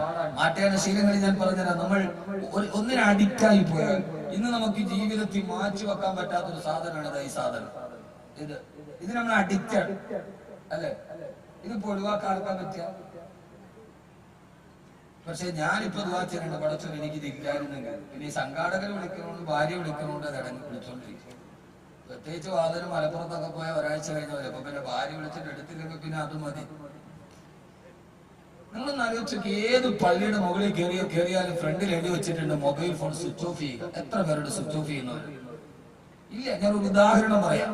മൊബൈൽ ഫോൺ സ്വിച്ച് ഓഫ് ചെയ്യും. ആരുടെ സ്വിച്ച് ഓഫ് ചെയ്യുന്നവർ? അപ്പൊ നമ്മളതെടുത്ത് വൈബ്രേറ്റ് സൈലന്റ് മോഡിലാണ് സ്വിച്ച് ഓഫ് ചെയ്യും. ആരെങ്കിലും അപ്പൊ നമ്മളതെടുത്തിട്ട് നേരെ സൈലന്റ് മോഡ്, വൈബ്രേറ്റ് മോഡിലാക്കും, പോക്കറ്റ് ഇടും. നിസ്കരിക്കാൻ വേണ്ടി കൈ കെട്ടി അല്ലാഹു അക്ബർ പറഞ്ഞ് സർവ്വ ചിന്തയും മാറ്റി അൽഹംദുലില്ലാഹി റബ്ബിൽ ആലമീൻ ഫാത്തിഹ ഓതി അൽഹാഖു മുത്തഖാദിർ ഹത്താ സുറുത്തുൽ മഖാബിർ. എത്ര ഉന്നൽ ജഹീം, കത്തിക്കാളുന്ന ജഹീമിനെ, നരകത്തെ മുന്നിൽ കണ്ട് ഇഖ്ലാസോടെ നിസ്കരിക്കുമ്പോഴാണ് വൈബ്രേറ്റ് മോഡാണെന്ന്. അപ്പൊ കോള് വരും പോക്കറ്റ്. അപ്പൊ നമ്മൾ വിചാരിക്കും പടച്ചോനെ നേരത്തെ വിളിക്കാന്ന് പറഞ്ഞ ആളാണോ, അവനായിരിക്കോ? അള്ളാഹുവിന്റെ അടുക്കൽ നിന്ന് ചിന്ത മാറി, ചിന്ത നേരെ ദുനിയാവിലേക്ക് പോകും. തീർന്നോ നിസ്കാരം? എന്നാൽ ഒന്ന് സ്വിച്ച് ഓഫ് ചെയ്താൽ വരുമോ? ഇല്ല. പക്ഷെ സ്വിച്ച് ഓഫ് ചെയ്യാൻ പറ്റില്ല. ചില ആളുകൾ പിന്നെ എന്ത് ചെയ്യുന്നറിയോ, ഇത് നേരെ എടുത്തിട്ട് സുജൂദിയുടെ ഭാഗത്ത് ഇട്ടിടല, എന്നിട്ട് കൈ കെട്ടി അവർ നിസ്കരിച്ച് നേരെ സുജൂദി റുക്കൂയിൽ പോകുമ്പോ അപ്പൊ കോള് വരും. കോള് വരുമ്പോ അതിന്റെ ഡിസ്പ്ലേ എന്ന് പറഞ്ഞാൽ മുസല്ലയുടെ വലിപ്പം ഉണ്ടാവും. ആ വലിപ്പത്തിലുള്ള മുസല്ലി ഡെസ്ക്ടോപ്പിൽ ഏതായാലും 2 ഫോട്ടോ ഇല്ലാത്ത ആരാ ഉള്ളത്? ഒന്നുകിലും മക്കളുടെ ഉണ്ടാവും, വലിയുടെ ഭാര്യയുടെ ഉണ്ടാവും, അവനാന്റെ ഭാര്യ അല്ലെങ്കിൽ അയലോക്കക്കാരുടെ ഭാര്യയുടെ ഫോട്ടോ അതുമേലുണ്ടാവും. ആ ഫോട്ടോ, ഒരു കോള് വരുമ്പോ ആ ഫോട്ടോ ഇങ്ങനെ ഡിസ്പ്ലേയിൽ തെളിഞ്ഞ് കാണും. റുക്കൂയിക്കണവും കാണും അവനെ കണ്ടാട്ടിയാൽ. അവന്റെ നിസ്കാരവും ബാത്തിലാകും. വലതുഭാഗത്തേക്കണവനും പോകും, ഇടതുഭാഗത്തേക്കണവനും അധികം ഉപയോഗം ചെയ്യുന്ന പറയുമ്പോഴാണ് നല്ലൊരു പെണ്ണ് ചിരിച്ചോണ്ടിരിക്കുന്ന ഫോട്ടോ ഇങ്ങോട്ട് വരണത്. ഇതിനിപ്പോ ഏതറിയില്ല നോക്ക്. അതുകൊണ്ട് അവന്റെ നിസ്കാരവും ബാത്തിലായി, ഇടതുഭാഗത്തേക്ക് രണ്ടവന്റെ നിസ്കാരവും ബാത്തിലായി. ഞാൻ പറഞ്ഞത്, നിസ്കരിക്കുന്ന ഒരു 5 മിനിറ്റ് പോലും ഇതൊന്ന് സ്വിച്ച് ഓഫ് ചെയ്യാൻ പറ്റാത്ത രീതിയിൽ നമ്മൾ ഇതിന് അഡിക്റ്റായി കഴിഞ്ഞു. പുകവലിയേക്കാൾ അഡിക്റ്റായി കഴിഞ്ഞു. തറാവി നിസ്കരിക്കാൻ നമ്മളെ കൊണ്ട് ഇനിയുള്ള കാലത്ത് തറാവി ക്ലാസ് നിസ്കരിക്കില്ല. 4 കാത്ത് കുടുംബം നമ്മൾ നോക്കും. ഇതൊരു വലിയ അപകടമാണ്. നമ്മുടെ നരകത്തിലേക്ക് നാം കണ്ടുപിടിച്ച നമ്മുടെ പുരോഗതികൾ നമ്മളെ നരകത്തിലേക്ക് അടുപ്പിക്കുകയാണ്. അള്ളാഹു ചിന്ത തരട്ടെ, അള്ളാഹു ചിന്ത തരട്ടെ. അതുകൊണ്ട് ഞാൻ വാരി വലിച്ചു അത് പറയാനല്ല, അതൊക്കെ ഞാൻ നിർത്തി. ജീവിതത്തിൽ പ്രയോജനകരമായ ചില വാക്കുകൾ. ഈ സ്വഭാവം മാറ്റിയില്ലെങ്കിൽ 6 മണിയിൽ നീ കിടക്കില്ല. ഒരു കാര്യം ഉറപ്പാണ്, 40 ദിവസം കഴിഞ്ഞ് തുറന്നു നോക്കിയാൽ അവിടെ എല്ലാം കാണൂല. ആളുകൾ വിചാരിച്ചു ഇതോടെ തീർന്നല്ലോ. മുത്തുനബി പറയുകയാണ്, കബറടക്കപ്പെട്ട മനുഷ്യൻ ഒന്നുകിൽ അയാൾ ജീവിതത്തിൽ ശിക്ഷ അനുഭവിക്കുന്നുണ്ട്, അല്ലെങ്കിൽ ആ കബറിൽ അയാൾ സുഖിക്കുന്നുണ്ട്. രണ്ടാണെന്ന് ഉറപ്പാണ്. അള്ളാഹു നമ്മളെ സുഖിപ്പിക്കട്ടെ, അള്ളാഹു നമ്മളെ സുഖിപ്പിക്കട്ടെ എല്ലാവരുടെയും. എന്നാൽ യഥാർത്ഥത്തിൽ കബറിൽ വെച്ചാൽ മരിക്കാതെ പോലെ ജീവനോടെ ഇരിക്കുന്ന ആളുകളുണ്ട്, ഇല്ലേ? ശരീരം അഴുകാതെ കഫൻ തുണി പൊതിഞ്ഞതുപോലെ കബറിരിക്കുന്ന ആളുകളുണ്ട്. കബറും ജഹീമുമാണ് തൗറത്ത് തക്കാസുറിന്റെ പ്രധാനപ്പെട്ട പ്രമേയം. ബഹുമാനപ്പെട്ട അങ്ങനെയുള്ള ആളുകളുണ്ട്. എന്തേ നിങ്ങൾക്ക് ചിന്തിക്കാൻ കഴിയുന്നില്ലേ? ഹബീബായ നബി മുഹമ്മദ് മുസ്തഫ ഹബീബായ നബി മുഹമ്മദ് മുസ്തഫ സല്ലല്ലാഹു അലൈഹി വസല്ലമ പ്രവാചകൻ സല്ലല്ലാഹു അലൈഹി വസല്ലമ പറയാ, ആ മനുഷ്യനൊരു മനുഷ്യന്റെ കഥയുണ്ട്, ലോക ചരിത്രത്തെ വിസ്മയിപ്പിച്ച മാനസിക പരിവർത്തനത്തിന്റെ കഥ. എന്റെ സഹോദരങ്ങളെ, നിങ്ങൾക്കൊന്ന് മാറിക്കൂടെ? ഈ ജീവിതത്തിന്റെ സ്വഭാവ വൈകൃതങ്ങളെ മാറ്റിക്കൂടെ? മാറ്റിവെക്കാൻ പറ്റും. പെണ്ണ്, കള്ള്, പൊന്ന്, പലിശ, ഫിത്തിന, ഫസാദ്, ഏഷണി, പരദൂഷണം എന്ന് വേണ്ട, ജീവിതത്തിലെ സർവവൃത്തികേടുകൾ നമ്മുടെ മനസ്സുകളെ സ്വാധീനിക്കുന്നു. നിർത്തണ്ടേ സഹോദരങ്ങളെ?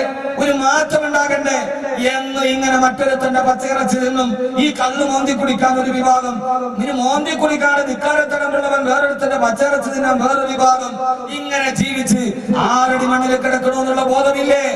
മാറ്റമുണ്ടാകണ്ടേ? ആദരവായ പ്രവാചകൻ നബി മുഹമ്മദ് മുസ്തഫ, ഞാനൊരു മനുഷ്യന്റെ കഥ പറഞ്ഞു തരാം, നിങ്ങൾ കേട്ട് കടകയിലെ കഥ, അത്ഭുതകരമായ കഥ. ഹബീബായ നബി മുഹമ്മദ് മുസ്തഫ, ഉറക്കെ ഹബീബായ നബി മുഹമ്മദ് മുസ്തഫ.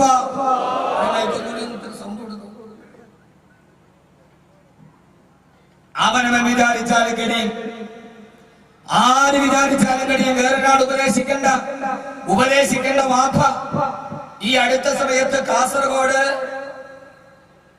പൃഥ്വിരാജ് കല്യാണ സെൻസ് ഉദ്ഘാടനം ചെയ്യാൻ പോയപ്പോ കാസർഗോഡ് പെണ്ണുങ്ങൾ പൃഥ്വിരാജിന്റെ കൂടെ നിന്ന് സെൽഫി എടുത്തു. വലിയ വിവാദമായി. എല്ലാ വാദന്മാരും അതിനെതിരെ പ്രസംഗിച്ചു. കാസർഗോഡ് പെണ്ണേന്ന് വിളിച്ച് ഞാൻ മാത്രം മിണ്ടിയില്ല, ദുഃഖമാനനുസരിച്ച് പ്രസംഗിച്ചില്ല. എന്തുകൊണ്ടെന്നറിയാവോ?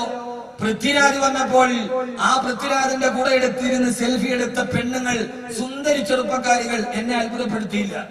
കാരണം ഒരു പെണ്ണ് പൃഥ്വിരാജ് ഇപ്പൊ ഈ സദസ്സിലോട്ട് പൃഥ്വിരാജ് വന്നു എന്ന് വിചാരിക്കട്ടെ, ഈ നിൽക്കണതിൽ ഒരു 10 പെണ്ണുങ്ങളെങ്കിലും കൂടെ വന്ന് സെൽഫി എടുക്കും. അപ്പൊ നിങ്ങൾ വാക്കവിയെ മറക്കും, അത് മറക്കും, കബർ മറക്കും. ഇല്ലേ? മുഴുവനും തന്നെ ഒരു 10 എണ്ണമെങ്കിലും കൂടെ വന്നിട്ട് എടുക്കും, ഉറപ്പൻ. കാരണം അവർ കാണാൻ ആഗ്രഹിച്ചതിന് ഒരു അപ്രതീക്ഷിതമായി മുമ്പിൽ കാണുമ്പോ ആർക്കും മനസ്സ് പെട്ടെന്ന് മാറിപ്പോകും. പക്ഷേ എന്നെ അത്ഭുതപ്പെടുത്തിയത്, ഞാൻ അതിനെതിരെ പ്രസംഗിക്കാതിരുന്നത്, ആ ചെറുപ്പക്കാരികൾ സിനിമാ നടന്റെ കൂടെ നിന്ന് പറതയിട്ട് സെൽഫി എടുത്തപ്പോൾ അതിന്റെ മറുഭാഗത്ത് ഒരു 50-55 വയസ്സുള്ള ഒരു കിളവിയും ഉണ്ടായിരുന്നു. ആ കിഴവിയാണ് എന്നെ അത്ഭുതപ്പെടുത്തിയത്. കാരണം ആ ചെറുപ്പക്കാരികൾ അത് ചെയ്യുമ്പോൾ, മക്കളെ ഇത് ചെയ്യരുത്, ഇത് അല്ലാഹുവിന് ഇഷ്ടമില്ല എന്ന് പറഞ്ഞു കൊടുക്കേണ്ടത് 55 വയസ്സുള്ള ഉമ്മയായിരുന്നു. പക്ഷെ ഉമ്മയും അതിൽ ചേർന്നു എന്നതാണ് പുതിയ ലോകത്ത് സംഭവിച്ചിരിക്കുന്ന ഏറ്റവും വലിയ ക്യാൻസർ എന്ന് നിങ്ങൾ അറിയണം. ഈ ദുനിയാവിന്റെ പേക്കൂത്തുകൾ നമ്മുടെ നിസ്കാരത്തടമ്പ്, നിസ്കാര കുപ്പായവും മക്കനെ വിട്ട് നടന്ന നമ്മുടെ വൃദ്ധകളെ പോലും സ്വാധീനിക്കുന്നു എന്നാണ് അതിന്റെ അർത്ഥം.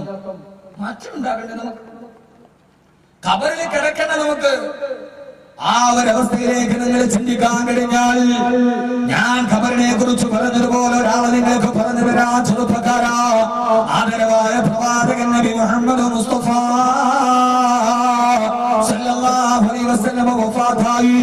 അല്ലാഹുവിന്റെ പ്രവാചകൻ ഈ ലോകത്തോട് വിട പറഞ്ഞു എന്ന വാർത്ത അറിഞ്ഞ് സഹാബത്ത് മുഴുവനും ആയിഷ റളിയല്ലാഹു തആലയുടെ കൊച്ചു വീട്ടിന്റെ ഉള്ളിൽ മരണപ്പെട്ട് വിട പറഞ്ഞു പോയിട്ട് ജീവിക്കുന്ന മന്ദസ്മിതം തൂങ്ങി നിന്ന് ഹബീബായ നബി സല്ലല്ലാഹു അലൈഹി വസല്ലമയുടെ ചാരത്ത് നിൽക്കുമ്പോഴാ മഹാനായ അബൂബക്കർ റളിയല്ലാഹു തആല കടന്നു വരുന്നത്. ഹബീബായ നബി സല്ലല്ലാഹു അലൈഹി വസല്ലമയുടെ അടുക്കൽ തവഫിയ റസൂലുള്ളാഹ്, റസൂൽ വഫാത്തായി പോയി. അബൂബക്കർ റളിയല്ലാഹു തആല ഹബീബായ മുത്തിന്റെ ചാരത്ത് വന്നിരുന്ന് അല്ലാഹുവിന്റെ റസൂൽ വഫാത്തായി കണ്ണടച്ച് ഇങ്ങനെ കിടക്കുമ്പോ അബൂബക്കർ റളിയല്ലാഹു തആല പറഞ്ഞു, വല്ല നബിയേ, എന്തോ ഒരു സുഗന്ധമാണ് നബിയേ, അങ്ങയുടെ ചാരത്ത് നിന്ന് എന്തോ ഒരു സുഗന്ധം വരുന്നു നബിയേ. ജീവിച്ചിരുന്നപ്പോഴും സുഗന്ധമാണ്, അങ്ങ് വിട പറഞ്ഞപ്പോഴും സുഗന്ധമാണല്ലോ നബിയേ. ഹബീബായ നബി തങ്ങൾ വഫാത്തായിട്ട് 3-ാമത്തെ ദിവസമാണ് റസൂലിനെ ദഫൻ ചെയ്യുന്നത്. ആ 3 ദിവസവും ആയിഷ ബീവിയുടെ വീട്ടിലെ ഹബീബായ നബി തങ്ങളുടെ തിരുശരീരം ഇരിക്കുന്നുണ്ട്. പക്ഷേ നമ്മളൊക്കെ മരിച്ചാൽ 10 മണിക്കൂർ കഴിഞ്ഞ ദുർഗന്ധം വരുമെങ്കിൽ 3 ദിവസം തുടർച്ചയായിട്ട് ആയിഷ ബീവിയുടെ വീട്ടില് ഹബീബായ നബി തങ്ങളുടെ തിരുശരീരം ഇരിക്കുമ്പോ അബൂബക്കർ റളിയല്ലാഹു തആല വന്നിട്ട് പറയാ, യാ റസൂലല്ലാഹ്, എന്തോ ഒരു സുഗന്ധമാണ് നബിയേ, ഈ ശരീരത്തിന് എന്തോ ഒരു സുഗന്ധമാണ് യാ റസൂലല്ലാഹ്. ഫദുലുക കാഫൂറുൻ വറബുക അംബറു വസുദുസുക യാകൂതുൻ വബാഖീക ദൗഹറു. മുത്തിന്റെ സുഗന്ധമാണ് നബിയെ, ഇത് മിസ്കിന്റെ പരിമളമാണ് നബിയെ.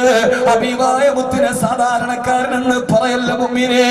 30-72 മണിക്കൂർ ഇരുന്നിട്ട് ആ ശരീരത്തിലെ അമ്പറിന്റെ മണം വിട്ടുമാറിയിട്ടില്ല.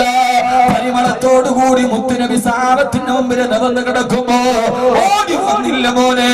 മഹാനായ ഉമർ ഇബ്നുൽ ഖത്താബ് റളിയല്ലാഹു തആല കടന്നു വന്നിട്ട് ഹബീബായ മുത്തിന്റെ വഫാത്തായി കിടക്കുന്ന മുത്തുനബിയുടെ ചാരത്ത് വന്ന് നിന്ന് അല്ലാഹുവിന്റെ റസൂലിന്റെ മുഖത്തേക്ക് തുറിച്ചു നോക്കി. എന്നിട്ട് ആരോ പറഞ്ഞു, ഉമറേ തൂഫിയ റസൂലുള്ളാഹ്, അല്ലാഹുവിന്റെ ഹബീബ് വിട പറഞ്ഞു ഉമറേ. ആ സമയത്ത് തന്നെ അരപ്പട്ടയിൽ ചൂരിക്കിടന്ന വാളെടുത്ത് ഊരി പിടിച്ചിട്ട് ആരാണടാ എന്നെ ഹബീബ് മുത്ത് വഫാത്ത എന്ന് പറഞ്ഞത്? ആ പറഞ്ഞവന്റെ കരുത്ത് ഞാൻ വെട്ടിയെടുക്കുമെന്ന് ഉമർ വാൾ വീശുമ്പോ നിങ്ങൾ ചിന്തിച്ചിട്ടുണ്ടോ? ഏത് വാൾത്തലപ്പാടെന്ന്? ആ വാൾത്തലപ്പും ചുരട്ടിക്കൊണ്ടാണ് മക്കയിലൂടെ ഒരു മുഹമ്മദിന്റെ തല ഞാൻ എടുക്കുമെന്ന് പറഞ്ഞ് ചുരട്ടിയ വാൾത്തലപ്പാട്. ആരുടെ തലയെടുക്കുമെന്ന് പറഞ്ഞ വാളാണോ? ആ വാള് പിടിച്ചിട്ട് ആരെത്താൻ വെട്ടിയെടുക്കാമെന്ന ആ തലയുടെ ഉടമസ്ഥൻ മരിച്ചെന്ന് കേട്ടപ്പോ, വഫാത്ത എന്ന് കേട്ടപ്പോ, എന്റെ ഹബീബായ മുത്ത് വഫാത്ത എന്നാരെങ്കിലും പറഞ്ഞാൽ അവന്റെ തല ഞാൻ വെട്ടിയെടുക്കുമടോ. ഖത്താബിന്റെ മകൻ ഉമർ എന്ന് പറയുന്ന വീരശൂര പരാക്രമി ആത്മനിയന്ത്രണം നഷ്ടപ്പെട്ട് വെല്ലുവിളിക്കുമ്പോ ചാരത്തേക്കൊന്നെടുക്കാൻ കഴിയാറ്. ഇത് ചരിത്രത്തിന്റെ സമ്മോഹന മുഹൂർത്തമാ. ഈ അടുത്ത സമയത്ത് പ്രസംഗിച്ചപ്പോ കേരളത്തിന്റെ ഒരു സാഹിത്യകാരൻ ഈ സംഭവം പറഞ്ഞിട്ട് പറയാ, എനിക്ക് ഉമറിനെ പോലെ മനസ്സിന് പിടികിട്ടാത്തൊരു വ്യക്തിത്വമില്ല. ആരാ പറയുന്നത്? മലയാള സാഹിത്യത്തിന്റെ ഉപാധ്യക്ഷനാ. ഉമർ വല്ലാത്തൊരു ശരീരമാണ്, ഉമർ വല്ലാത്തൊരു സംഭവമാണ്. എനിക്ക് ഉമറിന്റെ വ്യക്തിത്വത്തെ ഉൾക്കൊള്ളാൻ കഴിഞ്ഞിട്ടില്ല. ആരുടെ തലവെട്ടാൻ ഒരു പിടിച്ച ആളുമായി പോയോ ആ ശരീരത്തിൽ നിന്നിട്ട് കോപാകുലനായി പറയുമ്പോ അബൂബക്കർ റളിയല്ലാഹു തആല ചാരത്തേക്ക് അടുത്ത് വന്നില്ല മുഅ്മിനീങ്ങളെ. ഉമറിന്റെ തോളിലേക്ക് കൈ വെച്ചിട്ട് ഉമറേ, ഓ ഉമറേ, വഖാന റസൂലു തൂഫിയ റസൂലുള്ളാഹ്, അല്ലാഹുവിന്റെ റസൂൽ വഫാത്തായി ഉമറേ. ആ സമയത്തിന് കൊച്ചുകുട്ടിയെ പോലെ ഉമർ റളിയല്ലാഹു അൻഹു പിന്നെ നെഞ്ചകത്തേക്ക് തന്നെ മുഖത്തേക്ക് വെച്ച് പൊട്ടിക്കരഞ്ഞിട്ട് ഉമർ ചോദിച്ചല്ലോ, ഹബീബായ മുത്ത് നമ്മളെ വിട്ടു പോയോ അബൂബക്കറേ? പോയി ഉമറേ. എന്നിട്ട് ഉമർ റളിയല്ലാഹു തആല പിന്നെ മുമ്പിലാണ് ഹബീബായ നബി സല്ലല്ലാഹു അലൈഹി വസല്ലമയുടെ തിരുശരീരത്തിന്റെ മുമ്പിൽ വെച്ചിട്ടാണ് അബൂബക്കർ റളിയല്ലാഹു തആല പ്രസംഗം നടത്തിയത്. മൻ കാന യഅബുദു മുഹമ്മദൻ ഫഇന്ന മുഹമ്മദൻ ഖദ് മാത വമൻ കാന യഅബുദുല്ലാഹ ഫഇന്നല്ലാഹ ഹയ്യുൻ ലാ യമൂത്. മുഹമ്മദിനെയാണ് ആരെങ്കിലും ആരാധിച്ചിരുന്നതെങ്കിൽ മുഹമ്മദ് നബി വഫാത്തായി. ആരെങ്കിലും അല്ലാഹുവിനെയാണ് ആരാധിച്ചിരുന്നതെങ്കിൽ അവൻ ഇതേവരെ വഫാത്തായിട്ടില്ല, അവൻ മരിച്ചിട്ടില്ല. അവൻ ഹയ്യാണ്, ഖയ്യൂമാണ്, സമീആണ്, ബസീറാണ്. ഞാൻ ഈ ചരിത്രം പറയുന്നത് ഉമറിനെ മനസ്സിലാക്കാനാ. സഹോദരങ്ങളെ, സഹോദരിമാരെ, അവിടെ നിന്ന് പൊട്ടിക്കരഞ്ഞു പോയ ഉമർ റളിയല്ലാഹു അൻഹു, അല്ലാഹുവിന്റെ റസൂലിന്റെ പ്രിയപ്പെട്ട സഹാബി, അവസാനം ഉമർ റളിയല്ലാഹു തആല ആരായി മാറിയെന്ന് നിങ്ങൾക്കറിയുമോ? മഹാനായ അനസ് റളിയല്ലാഹു തആല ഒരു പാതിരാ സമയത്ത് ഉമർ റളിയല്ലാഹു തആല ഖലീഫയാ ഈത്തപ്പനത്തോട്ടത്തിന്റെ നടുവ് ചരിയത്തൂടെ നടന്നു പോകുമ്പോ മദീന മുഴുവനും ഉറങ്ങിക്കിടക്കുന്ന നേരത്ത് ഈത്തപ്പനത്തോട്ടത്തിന്റെ ചാരത്തുകൂടി നടന്നു പോകുമ്പോ ഈത്തപ്പനത്തോട്ടത്തിന്റെ ഉള്ളിൽ ഒരു ശബ്ദം കേൾക്കുകയാ. എന്താ ശബ്ദമെന്നറിയോ? ഖത്താബിന്റെ മകൻ ഉമറേ, ആരാണടാ നീ? ആരാണടാ ഉമറേ? നിന്നെ ആരാണടാ അമീറുൽ മുഅ്മിനീൻ എന്ന് വിളിച്ചത്? നീ മക്കയിലെ കല്ലുകുടിയനല്ലായിരുന്നോ? നീ എത്ര പെൺമക്കളെ ജീവനോടെ കുടിച്ചു മൂടിയനാടാ ഉമറേ? അനസ് റളിയല്ലാഹു തആല ഞെട്ടിപ്പോയി. വീരശൂര പരാക്രമിയായ ഒരു റൊമാന്റിക് ഭാവനക്ക് പോലും സങ്കല്പിക്കാൻ കഴിയാത്ത ലോകത്തിന്റെ ചരിത്രത്തിന്റെ ഭാഗധേയമായി മാറിയ ഉമറിനെ ആരാണ് വല്ലാതെ വരട്ടുന്നത്? അറിയാൻ ഈത്തപ്പനത്തോട്ടത്തിന്റെ ഉള്ളിലേക്ക് പോകുമ്പോ കാണുന്ന കാഴ്ച ലോക ചരിത്രത്തിന് ഇതിന് സമാനമായ സംഭവം വേറെയില്ല. മദീന മുഴുവനും കിടന്നിറങ്ങുന്ന പാതിരാവിലെ നിശബ്ദതയില് ഈത്തപ്പനത്തോട്ടത്തിന്റെ ഉള്ളിൽ വന്നിരുന്ന് ഒരു ഈത്തപ്പന മരത്തിലേക്ക് ചാടിയിരുന്നിട്ട് ഉമർ തന്നെ ഉമറിനെ പേടിപ്പിക്കുകയാ. സ്വന്തം വിരൽ സ്വന്തം നെഞ്ചിലേക്ക് ചൂണ്ടി കൊണ്ട് വെച്ചിട്ട് എടാ ഖത്താബിന്റെ മകൻ ഉമറേ നീ ആരായിരുന്നടാ ഒരു കാലത്ത് നീ ആരായിരുന്നടാ നീ മക്കയിലെ തമ്മാടിയായിരുന്നില്ലേടാ ഉമറേ നിന്റെ പാപങ്ങളുമായി പടച്ചറപ്പിന്റെ മുമ്പില് എങ്ങനെയാണോ ഉമറേ പോയി നിൽക്കുന്നതെന്ന് ചോദിച്ചു എല്ലാവരും ഉറങ്ങിക്കിടക്കുന്ന രാത്രിയിൽ പഴയകാലത്ത് ചെയ്തു പോയ തെറ്റുകൾ ഓർത്തിട്ട് ഈ തപ്പന മരത്തില് ചാടി നിന്നിട്ട് സ്വന്തം വിരല് സ്വന്തം നെഞ്ചിലേക്ക് ചൂണ്ടിയ ഉമർ റളിയല്ലാഹു തആല അൻഹു നിനക്കറിയുമോ ചെറുപ്പക്കാരാ അവസാനിച്ചില്ല മോനെ അവസാനിച്ചില്ല ഒരിക്കൽ കൂടി ചരിത്രത്തിന്റെ ആ വ്യക്തിത്വത്തിന്റെ ധവളപ്രകാശം കൊണ്ട് ലോകചരിത്രത്തിന്റെ വിസ്മയത്തിലെത്തിയ മനുഷ്യരെ ആധുനിക ലോകത്ത് ഞാൻ ഒന്നുകൂടി അവതരിപ്പിക്കുകയാ ഉമർ റളിയല്ലാഹു തആല അൻഹു വഫാത്തിന്റെ സമയമായി മദീനത്തെ പള്ളിയുടെ മിമ്പറിൽ ഇരുന്നുകൊണ്ട് അവസാനത്തെ ഖുത്ബ നടത്തുമ്പോ രണ്ടാമത്തെ ഖുത്ബയിൽ ദുആ ചെയ്തപ്പോ ഉമർ റളിയല്ലാഹു തആല അൻഹു ദുആ ചെയ്തു അല്ലാഹുവേ ഈ ഉമറിന്റെ വഫാത്തിന്റെ സമയമായി ഉമറിന്റെ മനസ്സിൽ ഒരു ആഗ്രഹമുണ്ട് ഏതാണ് ആഗ്രഹമെന്നറിയോ അല്ലാഹുമ്മ ർസുഖ്നി ശഹാദതൻ ഫീ ബലദി റസൂലിക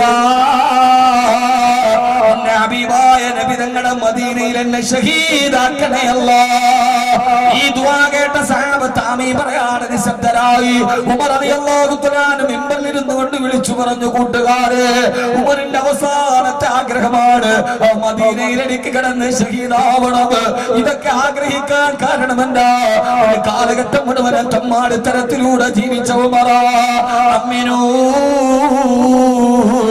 റഹ്മക്കുമുല്ലാഹ് നിങ്ങൾ അല്ലാഹുവിനോട് ആമീൻ പറയണേ ഉമറിന് മദീനയിലേക്ക് കടന്ന് ഷഹീദാവണം അല്ലാഹു നമുക്ക് മദീനയുടെ മരണം നൽകി അനുഗ്രഹിക്കുമാറാകട്ടെ ഞാൻ എന്റെ കൽബിലേറെ ഇഷ്ടപ്പെടുന്ന ഒരു സഹോദരൻ എന്നോട് പറഞ്ഞു ഉസ്താദേ ദുനിയാവിനോട് എനിക്ക് പ്രേമം അടുത്തു എനിക്കിനി ദുനിയാവ് വേണ്ട പറ്റിയാൽ എനിക്കിനി മക്കയിലും മദീനയിലും എന്റെ ശിഷ്ടകാലം ചെലവഴിക്കണം എന്തുകൊണ്ടറിയോ മനസ്സിൽ അല്ലാഹു കൊടുത്ത നിഷ്കളങ്കതയുടെ ഭാഗമാണ് അല്ലാഹുവേ മരിക്കുന്നതിന് മുമ്പ് ജീവിതത്തിൽ നന്മ മാത്രം പ്രചരിപ്പിച്ച നന്മ മാത്രം ചെയ്ത നല്ലത് മാത്രം ഹൃദയത്തിന് നീ മരിക്കുന്നതിന് മുമ്പ് ഹബീബായ മുത്തിനെ സ്വപ്നത്തിൽ കണ്ട് വിട പറയാ ഹബീബായ നബി നിങ്ങൾ വരുന്നു സ്വർഗത്തിലേക്കെന്ന് ചോദിച്ചതുപോലെ ഉസ്മാൻ റളിയല്ലാഹു അൻഹുവിനോട് ചോദിച്ചതുപോലെ ആ വിളി കേട്ട് അവസാനമാക്കി വെത്ത് നന്നായി വിട പറയാൻ നീ തൗഫീഖ് നൽകണേ അല്ലാഹ് ഏറ്റവും വലിയ ആഗ്രഹമാണ് മദീന സഹാബത്ത് പറഞ്ഞു ഉമറേ ഞങ്ങൾ ആമീൻ പറയില്ല കാരണം നിന്റെ ദുആ നടക്കില്ല ഉമറേ മദീനയിൽ ഒരാൾക്ക് ഷഹീദാവാൻ പറ്റില്ല കാരണം മദീന ഹറമാണല്ലോ ഹറമിന് യുദ്ധം ഹറാമാണല്ലോ യുദ്ധം നടന്നാലല്ലേ രക്തസാക്ഷിയാവാൻ പറ്റൂ ഹറമിൽ വെച്ച് പിതാവിന്റെ കൊലപാതകയെ കണ്ടാലും യുദ്ധം ചെയ്യാൻ അനുവദനീയമല്ല അതുകൊണ്ട് ഒരാൾക്കും ഷഹീദാവാൻ മദീനയിൽ കഴിയില്ല പക്ഷേ ചെറുപ്പക്കാരാ ആഗ്രഹത്തിന് അതിർവരമ്പുകളില്ലല്ലോ ഇത് ജൂവല്ലറിക്കാരന്റെ പരസ്യമല്ല ഉമർ റളിയല്ലാഹു അൻഹുവിന്റെ ജീവിതമാണ് ആ ഒരൊറ്റ ആഗ്രഹം കൊണ്ട് അല്ലാഹു ഷഹീദാവാ ഫലം കൊടുത്തത് ഷഹീദ് എന്ന് പറഞ്ഞാൽ യുദ്ധത്തിൽ മരിക്കുന്നവൻ മാത്രമല്ല ഷഹീദ് 5 വിഭാഗം ആളുകൾക്ക് ഷഹീദിന്റെ മരണമാണ് 5 വിഭാഗം ആളുകൾക്ക് ഷഹീദിന്റെ മരണമാണ് ഒന്ന് അൽ വയറിനെ രോഗം ബാധിച്ച് ആമാശയത്തിൽ ക്യാൻസർ വന്നിട്ട് മരിക്കുന്നവരില്ലേ അവര് അവര് ഷഹീദിന്റെ മരണമാണെന്ന് നബി മുഹമ്മദ് മുസ്തഫ രണ്ടാമത് വെള്ളത്തിൽ വീണ് മുങ്ങി മരിച്ചു പോയ ആളുകൾ അവർക്കും ഷഹീദിന്റെ പ്രതിഫലമോ മൂന്നാമത് കെട്ടിടം ഇടിഞ്ഞ് വീണിട്ട് കെട്ടിടത്തിന്റെ അവശിഷ്ടത്തിൽ കുടുങ്ങി മരിച്ചു പോകുന്നവർ അതുകൊണ്ടാണ് ഹജ്ജിന് വേണ്ടി പോയപ്പോ ഹറമിൽ അപകടം നടന്നപ്പോ മരിച്ചുപോയ പാലക്കാട്ടുകാരി മുമ്മിനെ കുറിച്ച് ഞാൻ നടത്തിയ പ്രസംഗം യൂട്യൂബിൽ ഏതാണ്ട് വാട്സപ്പിൽ 10 മണിക്കൂർ കൊണ്ട് 4,80,000 പേര് കേട്ടൊരു പ്രഭാഷണമുണ്ട് മുമ്മില ആ പെണ്ണ് ഷഹീദാണ് ഞാൻ പ്രസംഗിച്ചപ്പോ ഇമാം ബുഖാരിയുടെ ഹദീസാണ് അല്ലാഹുവേ ഈ അടുത്ത സമയത്ത് മരിച്ചുപോയ മുമ്മിനാണ് ഭർത്താവ് ഇസ്മായിൽ സാഹിബ് എന്നെ വിളിച്ചിട്ട് പറഞ്ഞു, ഉസ്താദ് ആ പ്രസംഗം കേട്ടത് കൊണ്ട് കാണാൻ ആഗ്രഹിക്കുകയാ. എന്റെ ഭാര്യക്ക് വേണ്ടി ആത്മാർത്ഥമായിട്ട് സദസ്സിൽ ദുആ ചെയ്തത് നിങ്ങളാ, ഒന്ന് കാണണമെന്ന് പറഞ്ഞ അദ്ദേഹം പല പ്രാവശ്യവും വിളിക്കാറുണ്ട്. മുഅ്മിനാണ് ഭർത്താവ് ഇസ്മായിൽ, അല്ലാഹു എല്ലാവിധ റഹ്മത്തും കൊടുക്കട്ടെ. പൊന്നുമോനെ അതുപോലെ ഷഹീദാകുന്നതാ. ഞാനൊരു ഹദീസ് പറഞ്ഞു തരട്ടെ. നബി തങ്ങൾ പറയാ, ഏതെങ്കിലും ഒരു പെണ്ണ് പ്രസവത്തോടെ മരിച്ചു പോയാൽ അവൾ കുഞ്ഞിനെ ആറ്റുനോട്ട് കണ്ടിരുന്നവൾ പ്രസവിച്ചു, ആ പ്രസവത്തോടുകൂടി അല്ലെങ്കിൽ പ്രസവം കഴിഞ്ഞവളുടെ നിഫാസിന്റെ രക്തം നിലക്കുന്നതിന് മുമ്പ് ഒരു പെണ്ണെങ്ങാനും മരിച്ചു പോയാ ബഖിയക ഷഹീദാ, അവളും രക്തസാക്ഷിയുടെ പ്രതിഫലമുള്ളവളാ. പ്രസവത്തോടെ മരിച്ച എത്ര സഹോദരിമാരുണ്ട്, ആ പ്രസവത്തിന്റെ രോഗത്തിന്റെ അവസ്ഥയിൽ മരിച്ചവരുണ്ട്. അല്ലാഹു അവർക്കെല്ലാം കൊടുക്കുന്നത് വലിയ പ്രതിഫലമാ. ഷഹീദിനെയൊക്കെ പറയാൻ സമയമില്ലല്ലോ. ഷഹീദിന്റെ പ്രതിഫലം മരിക്കുന്ന സമയത്ത് സ്വർഗം കണ്ടേ മരിക്കൂ, അവരിൽ വെച്ചാൽ ശിക്ഷയില്ല. നാളെ സ്വർഗത്തിന്റെ ഏറ്റവും ആദ്യത്തെ മനസ്സിൽ എത്തിച്ചേരുന്നവരാ. അതുകൊണ്ട് ഷഹീദ് എന്ന് പറഞ്ഞാൽ രക്തസാക്ഷികൾ മാത്രമല്ല, കുത്തേറ്റ അല്ലാഹുവിന്റെ മാർഗത്തിന്റെ പേര് പടച്ചറപ്പിന് വേണ്ടി ജീവിച്ചതിന്റെ പേര് ഒരാൾ കുത്തേറ്റ് മരിച്ചാൽ അവന് ഷഹീദാ. ഉമർ റളിയല്ലാഹു തആല ദുആ ചെയ്തു, അല്ലാഹുവേ എന്നെ മദീനയിലെ ഷഹീദാക്കണേ അല്ലാഹ്. ആ ഒരു ദുആ സ്വീകരിച്ചിട്ടാണ് സുബഹി നിസ്കാരത്തിന് പള്ളിയിൽ പോയി ഇമാമത്തിന് നിർവഹിക്കുമ്പോ അബൂലുലുആയ എന്ന ഭ്രാന്തൻ വന്ന് നേർച്ചയുള്ള കടാരി പള്ളയിലോട്ട് കുത്തിക്കയറ്റിയത്. ഒന്നാമത്തെ റക്അത്തിൽ നിൽക്കുമ്പോ പള്ളയിലേക്ക് പിച്ചാത്തി കുത്തിക്കയറ്റ് ഉടൽമാല വെളിയിലേക്ക് ചിതറിത്തെറിച്ച് ഉമർ റളിയല്ലാഹു തആല അൻഹു ഇമാമത്ത് നിർവഹിച്ച മിഹ്റാബിലേക്ക് മറിഞ്ഞു വീണില്ല. മുഅ്മിനീങ്ങളെ, രക്തം തടം തള്ളിയാ തുടങ്ങി, ശരീരത്തിലേക്ക് കുത്തേറ്റ മുറിവ് കുടഞ്ഞു കയറി. ബോധരഹിതനായി മകനായ ഇബ്നു ഉമർ റളിയല്ലാഹു അൻഹുവിന്റെ മടിയിൽ തല വെച്ച് കിടക്കുമ്പോ ഇടയ്ക്ക് ബോധം വീണു. മഹാനായ ഉമർ റളിയല്ലാഹു അൻഹുവിന്റെ അപകടവാർത്തയറിഞ്ഞ് ആയിരക്കണക്കിന് ആളുകൾ ചുറ്റുവട്ടത്ത് നിൽക്കുമ്പോ വയറ്റിലേക്ക് കുത്തേറ്റ് കുടൽമാല ചിതറിത്തെറിച്ച് രക്തത്തിന്റെ കളത്തിന് കിടക്കുമ്പോ ആദ്യം ബോധം തിരിച്ചു വന്നപ്പോ ചോദിച്ചതെന്നെ മകനെ ഇബ്നു ഉമർ എന്നല്ല, എന്റെ ഭാര്യ എന്നല്ല, മോനെ ഇബ്നു ഉമർ എന്താണ് ഉപ്പ, സുബഹിന്റെ സമയം കഴിയാറായ മോനെ? ഇല്ല ഉപ്പ. എന്തേ മോനെ? ഞാൻ സുബഹിയുടെ ആദ്യത്തെ റക്അത്തിൽ നിൽക്കുമ്പോഴാണ് കുത്തേറ്റ് വീണത്. എന്റെ സുബഹി നിസ്കാരം ഞാൻ പൂർത്തിയാക്കിയിട്ടില്ല. ഞാൻ എന്റെ റബ്ബിലേക്ക് പോകാൻ പോവുകയാ. ഇനി ഉമർ ഖബറിലേക്ക് പോവുകയോ? ഖബറിലേക്ക് വെക്കുന്നതിന് തൊട്ട് മുമ്പ് ഒരു സുബഹി നിസ്കാരം കളാക്കിയിട്ട് എന്റെ റബ്ബിന്റെ മുമ്പിൽ ഞാൻ പോയി നിന്നാൽ ഉമർ എന്താണ് റബ്ബിനോട് സമാധാനം പറയുന്ന പോലെ? ലോക ചരിത്രത്തിൽ ഇങ്ങനെ ഒരു മനുഷ്യന്റെ മരണമില്ല. പൊന്നുമോനെ ഇബ്നു ഉമർ, എന്താ ഉപ്പ ഇങ്ങനെയൊക്കെ പറയുന്നത്?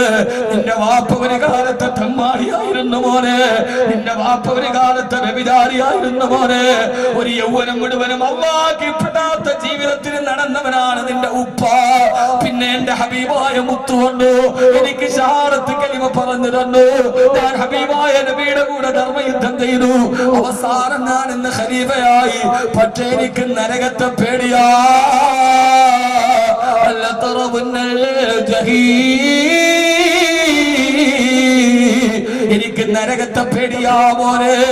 മോനെ സുബഹി നിസ്കാരം കളാക്കിയിട്ട് റബ്ബിന്റെ മുമ്പിൽ ഞാൻ എങ്ങനെയാ പോയി നിൽക്കുക? എന്റെ ഖബറിൽ ഞാൻ എങ്ങനെയാ കിടക്കുക? രക്തം പുരണ്ട കൈ ഇങ്ങനെ നീട്ടിയിട്ട് മോനെ ഇബ്നു ഉമർ, മോനെ അബ്ദുള്ള, ഉപ്പാന്റെ കൈ കൊണ്ടൊന്ന് ഒന്നു എടുപ്പിക്കും മോനെ. ഇബ്നു ഉമർ റളിയല്ലാഹു തആല ഉപ്പാന്റെ കൈ കടി ഒന്നു എടുപ്പിച്ചു. ഉമർ റളിയല്ലാഹു തആല ചരിത്രത്തിൽ കാണാൻ നിസ്കരിക്കാൻ ശ്രമിക്കുമ്പോ കുടൽമാല വഴിയിലേക്ക് വലിഞ്ഞു പോയി. മുറിപ്പാടിൽ നിന്ന് കൈയെടുത്തിട്ട് കൈ കെട്ടാൻ പോകുമ്പോ കുത്തേറ്റ മുറിവിന്റെ ആഴം കാരണത്താൽ കുടൽമാലകളിലേക്ക് ചിതറിത്തെറിച്ചു. ഉമർ റളിയല്ലാഹു തആല എഴുന്നേറ്റ് നിൽക്കാൻ കഴിയാതെ മടങ്ങി വീണു. സഹാബത്ത് പറഞ്ഞു, വേണ്ട ഉമറേ വേണ്ട. മോനെ അബ്ദുള്ള, എന്തേ ഉപ്പ? ആയിഷ റളിയല്ലാഹു അൻഹയുടെ വീട്ടിൽ പോയിട്ട് ഹബീബായ നബിയുടെ ഖബറിന്റെ തൊട്ടടുത്ത് എനിക്കൊരു 6 അടി സ്ഥലത്ത് തരുമോ എന്ന് അനുവാദം ചോദിക്കുമോനെ. അവിടെയാണ് എന്റെ കൂട്ടുകാര് കിടക്കുന്നത് മോനെ. ആയിഷ ബീവിയോട് അനുവാദം ചോദിക്കണം. പിടിച്ചെടുത്തില്ല ഖലീഫ, ആക്രമിച്ചു വാങ്ങിച്ചില്ല ഖലീഫ. അള്ളാന്റെ റസൂലിന്റെ ഭാര്യയോട് ചോദിക്കേ. കാരണം എന്തെന്നറിയോ?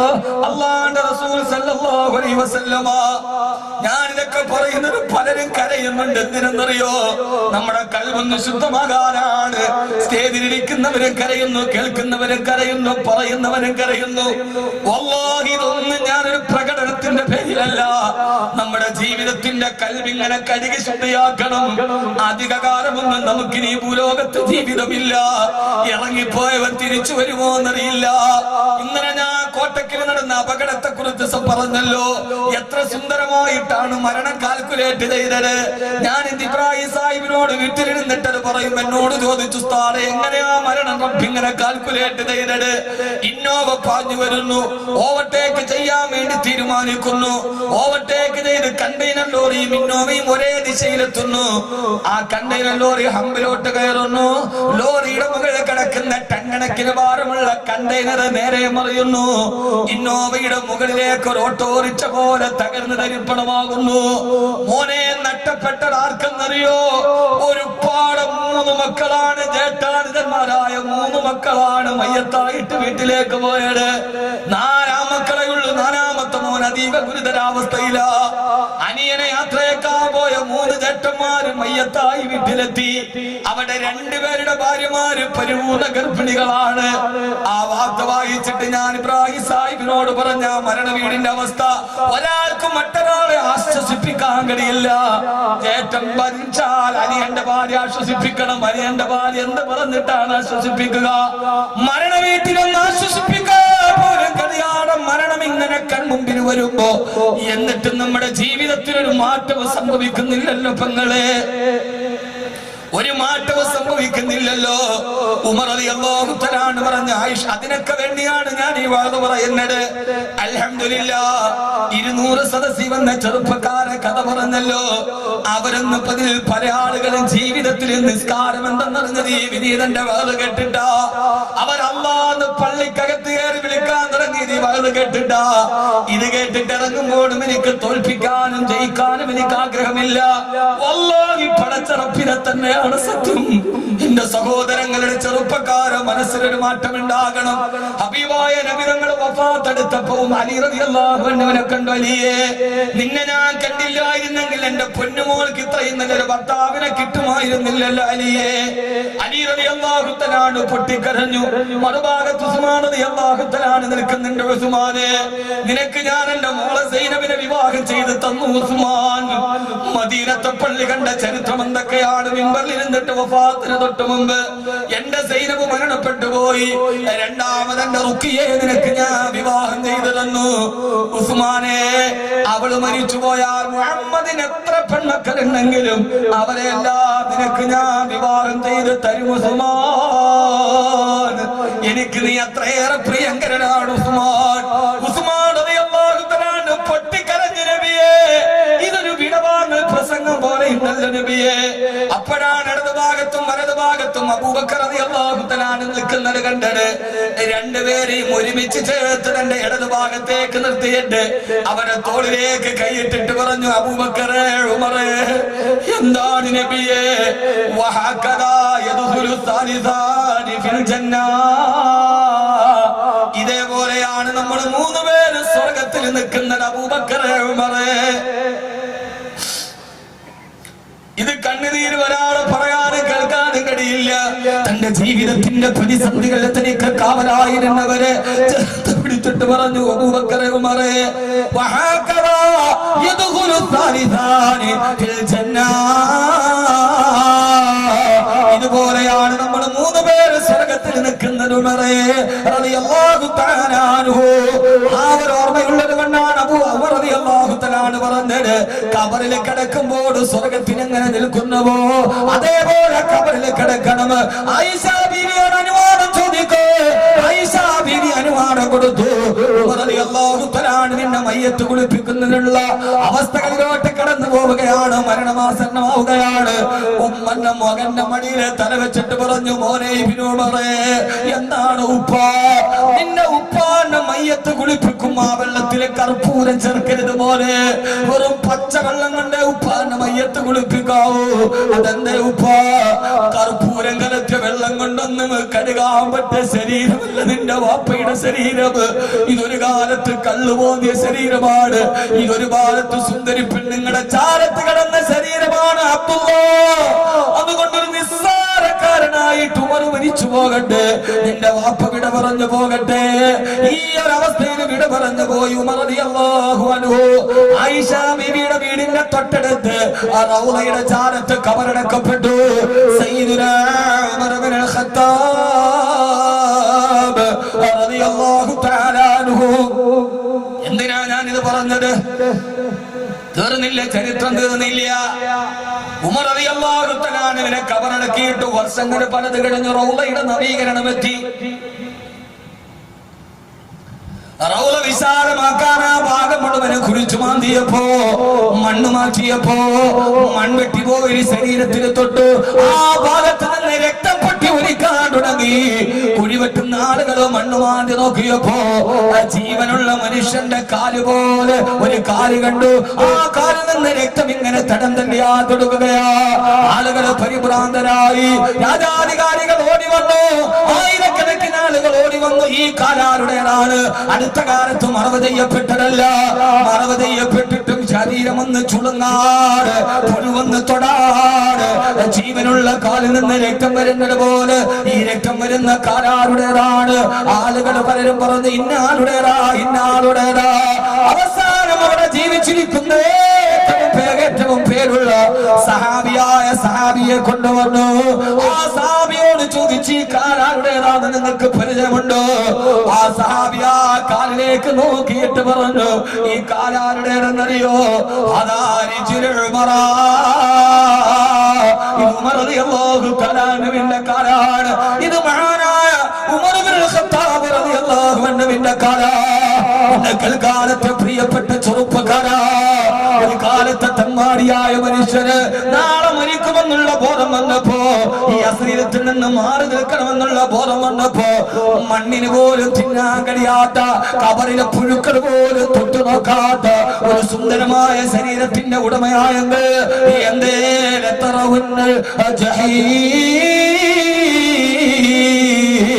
നാളെ നരകത്തിൽ പോയി കിടക്കണമെന്നുള്ള ബോധത്തോടുകൂടി എന്തേ നിങ്ങളുടെ ജീവിതത്തിന് നന്നാവാത്തതെന്താ? അല്ലാഹു തൗഫീഖ് നൽകട്ടെ. ആമീൻ പറ. ഉമറിന് നന്നാവാമെങ്കിൽ പിന്നെ എന്തുകൊണ്ട് നമുക്ക് അയ്യൂടാ? അതുകൊണ്ട് നാളെ 6 അടി മണ്ണിൽ എന്നെയും നിന്നെയും കിടത്തുമെന്ന് ബോധ്യമുണ്ട് എങ്കിൽ 4 കാര്യങ്ങൾ ജീവിതത്തിൽ ഒഴിവാക്കണം. അല്ല, ഞാൻ മരിക്കൂല, ഞാൻ അവസാനം വരെ ഇവിടുത്തെ രാജാവായിട്ടുണ്ട് എന്ന് ബോധമുണ്ടെങ്കിൽ നിനക്ക് തോന്നില്ല എന്നെ ഞാൻ മരിക്കൂല, എന്റെ മുകളിൽ ഇനി ആരാ വരുന്ന, അസ്രായിലും വരില്ല എന്ന ഒരു മൂഢസ്വർഗത്തിലാണ് നീ എങ്കിൽ നിനക്കാവാം. അതല്ല, 6 അടി മണ്ണിൽ കിടക്കുമെന്ന ബോധ്യമുണ്ടെങ്കിൽ 4 കാര്യങ്ങൾ ജീവിതത്തിൽ നിന്ന് ഒഴിവാക്കണം. അല്ലാഹു തൗഫീഖ് നൽകട്ടെ. ആമീൻ പറ മനുഷ്യന്മാരെ. ഞാൻ ആ 4 കാര്യം പറഞ്ഞാൽ എന്ത് ഇനി ജീവിതത്തിൽ ചെയ്യാൻ പാടില്ല. ചെയ്യുവോ? ഇത്രയും നിങ്ങൾക്ക് കബറ് കേട്ടിട്ട് മനസ്സിലാവണില്ല. ഇല്ല എന്ന് പറയാൻ പറ്റുന്നത് പിന്നെ ഇപ്പൊ ആരോടാ പറയാ? 4 കാര്യങ്ങൾ ഞാൻ പറഞ്ഞാൽ അത് ഒഴിവാക്കണം. കഴിയും, നമ്മളെ കൊണ്ട് കഴിയും. കഴിയാത്തതൊന്നുമില്ല. ഉറപ്പിച്ചവരെന്ന് കൈവക്കി 4 കാര്യം പറഞ്ഞു തരും ഞങ്ങളുടെ ജീവിതത്തിൽ നിന്ന് ഒഴിവാക്കും. അൽഹംദുലില്ലാഹ്, താഴ്ത്തി. ഈ നാട് നന്നായി. ഇനി നാട് മദീന. ആ 4 സ്വഭാവം ഒഴിവാക്കി. അല്ലാഹു തൗഫീഖ്. 1, ഞാൻ പറഞ്ഞല്ലോ 2 മണിക്കൂർ കഴിഞ്ഞ് നമ്മൾ പിരിയുമ്പോ സമയത്തിരി എനിക്ക് ധൃതിയുണ്ട്. അവസാനം നമ്മുടെ ദുആയും കഴിഞ്ഞിട്ട് എല്ലാവരും ഒത്തിരി ഒന്നും പറയണ്ട, ഇത്തിരി പറഞ്ഞാൽ മതി. ശുജായി ചോദിച്ചതുപോലെ ബുദ്ധി കൂർമ്മതയുള്ളവർക്ക് അല്പം മാത്രം പോരെന്ന്. ബുദ്ധി കൂർമ്മതയുള്ളവർക്ക് അല്പം മതി. ജീവിതത്തിൽ ഇതൊരു വഴിത്തിരിവാണ്. ഇന്നൊരു തീരുമാനമെടുക്കണം, ഇതെന്റെ ജീവിതത്തിൽ ഉണ്ടാവില്ല. 1, 4 കാര്യങ്ങൾ ഒഴിവാക്കണം, 4 കാര്യങ്ങൾ വർദ്ധിപ്പിക്കണം. ശ്രദ്ധ ചെയ്തൂടെ? ഒന്ന് സഹകരിക്കുകയും നമ്മള് 2 ദിവസം ബാധന വന്നിട്ട് ഞാൻ ഈ തൊണ്ട വിട്ട് വിളിച്ചിട്ട് എന്താ കാര്യമുള്ള, എന്റെ ആരോഗ്യം പോകുന്നല്ലാതെ. ഇത് നമ്മുടെ ജീവിതത്തിൽ ചെയ്താൽ ഈ 2 ദിവസം നമ്മൾ വന്നതിന്, ഇരുന്നതിന്, പോയതിന് വലിയ തൗഫീഖ് കിട്ടും. 1. ഒന്ന്. പറയുമ്പോ അത് മാറ്റാൻ പറ്റൂല എന്ന് പറയരുത്. ആദരവായ റസൂലുള്ളാഹി സ്വല്ലല്ലാഹു അലൈഹി വസല്ലം പറയുകയാ, നാളെ ഖബറിൽ പോയി കിടക്കണം, നാളെ നരകത്തെ കാണാനുള്ളവരാ എന്ന ബോധം ഏതെങ്കിലും ഒരാൾക്കുണ്ടെങ്കിൽ അവൻ ജീവിതത്തിലെ 4 സ്വഭാവങ്ങളോട് വിട പറയണം. ഒന്ന്, അൽ കദിബു, കള്ളം പറയാൻ പാടില്ല. ഒന്ന്, കള്ളം പറയാൻ പാടില്ല. അൽ കദിബു, അവന്റെ ജീവിതത്തിൽ നിന്ന് കള്ളത്തെ ഒഴിവാക്കി മാറ്റി നിർത്തണം. വെറുതെ ആവശ്യമില്ലാത്ത കള്ളങ്ങൾ പ്രചരിപ്പിക്കരുത്. ഇപ്പൊ തെരഞ്ഞെടുപ്പ് കിടക്കുന്ന കാലമാണ്. ആരധികാരത്തിൽ വരട്ടെ, നമുക്കത് പ്രശ്നമല്ല. പക്ഷെ അല്ലാഹു നമുക്ക് ഖൈറായ ഭരണാധികാരികൾക്ക് അല്ലാഹു വിജയം നൽകുമാറാകട്ടെ. അതുമായി ബന്ധപ്പെട്ട് കള്ളങ്ങൾ, പച്ചക്കള്ളങ്ങൾ പറയാൻ പാടില്ല. കാരണം ഇത് 5 വർഷം കൊണ്ട് അവസാനിക്കുന്ന ജീവിതമല്ല, ഇത് കാലാകാല ജീവിതത്തിലേക്ക് നടക്കാനുള്ളതാണ്. അതുകൊണ്ട് പെണ്ണുങ്ങളെ പച്ചക്കള്ളം പറയാൻ പാടില്ല. പറയണ കള്ളത്തിന് വല്ല അർത്ഥമില്ല. ചുമ്മാ അങ്ങോട്ട് പറയാം. ഇടയ്ക്ക് കബറിൽ കിടക്കണമെന്ന് ബോധമില്ല കുട്ടിയെ. അതാരെ കുറിച്ചാ? തങ്ങളെ കുറിച്ചാണേലും വേണ്ടൂല, മുരിയാരെ കുറിച്ചാണേലും വേണ്ടൂല, ആചാരെ കുറിച്ചാണേലും വേണ്ടൂല, നാട്ടുകാരെ കുറിച്ചിട്ടാണെങ്കിലും വേണ്ടൂല, വീട്ടുകാരെ കുറിച്ചിട്ടാണെങ്കിലും വേണ്ടൂല, നന്നായിട്ട് ജീവിക്കുന്ന പെണ്ണുങ്ങളെ കുറിച്ചിട്ടാണെങ്കിലും വേണ്ടൂല. പച്ചക്കള്ളം പറയാം. ഇന്ന് വാട്സപ്പും ഫേസ്ബുക്കും നമുക്ക് നൽകിയതാണ് കള്ളം. ഈ കള്ളം പറയാനുള്ള കാരണം ഏതാണ്? രണ്ടാമത് ഒഴിവാക്കേണ്ട സ്വഭാവം അൽ ഹസദു, അസൂയ ഒഴിവാക്കണം. അസൂയ ഒഴിവാക്കണം. കാരണം എന്താ?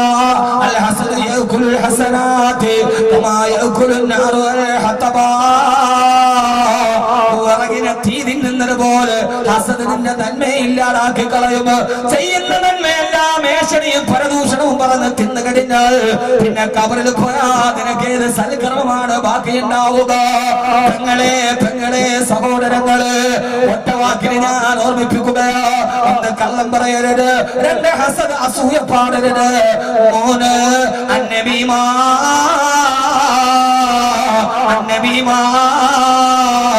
പരദൂഷണവും ഏഷണിയും പറയാൻ പാടില്ല.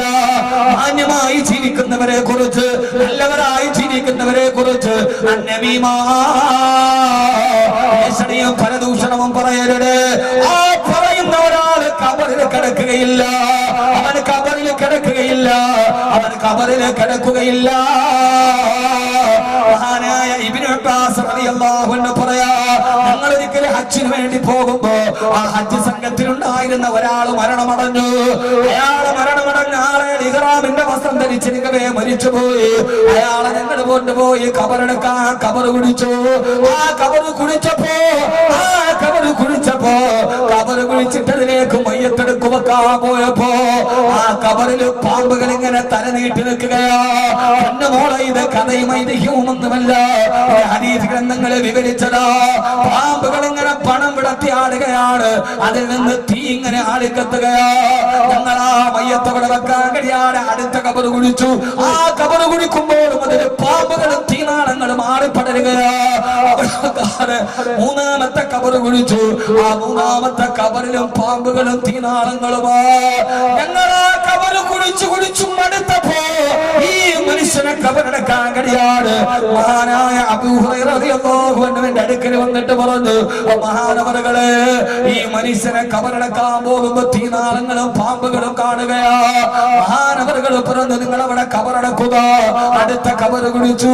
പാമ്പുകളും തീനാളങ്ങളും ആ പാമ്പിന്റെ ഇടയിലേക്ക്, ആ തീനാളത്തിന്റെ ഇടയിലേക്ക് ആ മനുഷ്യന്റെ മയ്യത്തങ്ങളുടെ അടുത്ത് വെച്ച് നിവൃത്തിയില്ലാതെ മണ്ണ് മൂടി.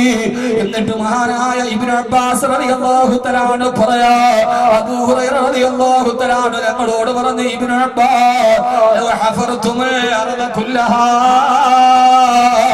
ഈ ഭൂമി മുഴുവനും അയാൾക്ക് വേണ്ടി നിങ്ങളെ കബറ് കുഴിച്ചാൽ ആ കബറിൽ തേളും പാമ്പും തീയുമില്ലാത്തൊരു കബറ് നിങ്ങൾക്ക് കാണാൻ കഴിയില്ല. എന്റെ മഹാനവരേ, ആ മനുഷ്യന്റെ വീട്ടിൽ പോയി ചോദിക്ക്. ആ മരിച്ച മനുഷ്യന്റെ വീട്ടിൽ പോയിട്ട് ഭാര്യയോട് ചോദിച്ചു, ആ മനുഷ്യൻ എങ്ങനെയുള്ള ആളായിരുന്നു? അപ്പോഴാണ് പറഞ്ഞത്, അയാൾ അരിക്കച്ചവടക്കാരനാണ്.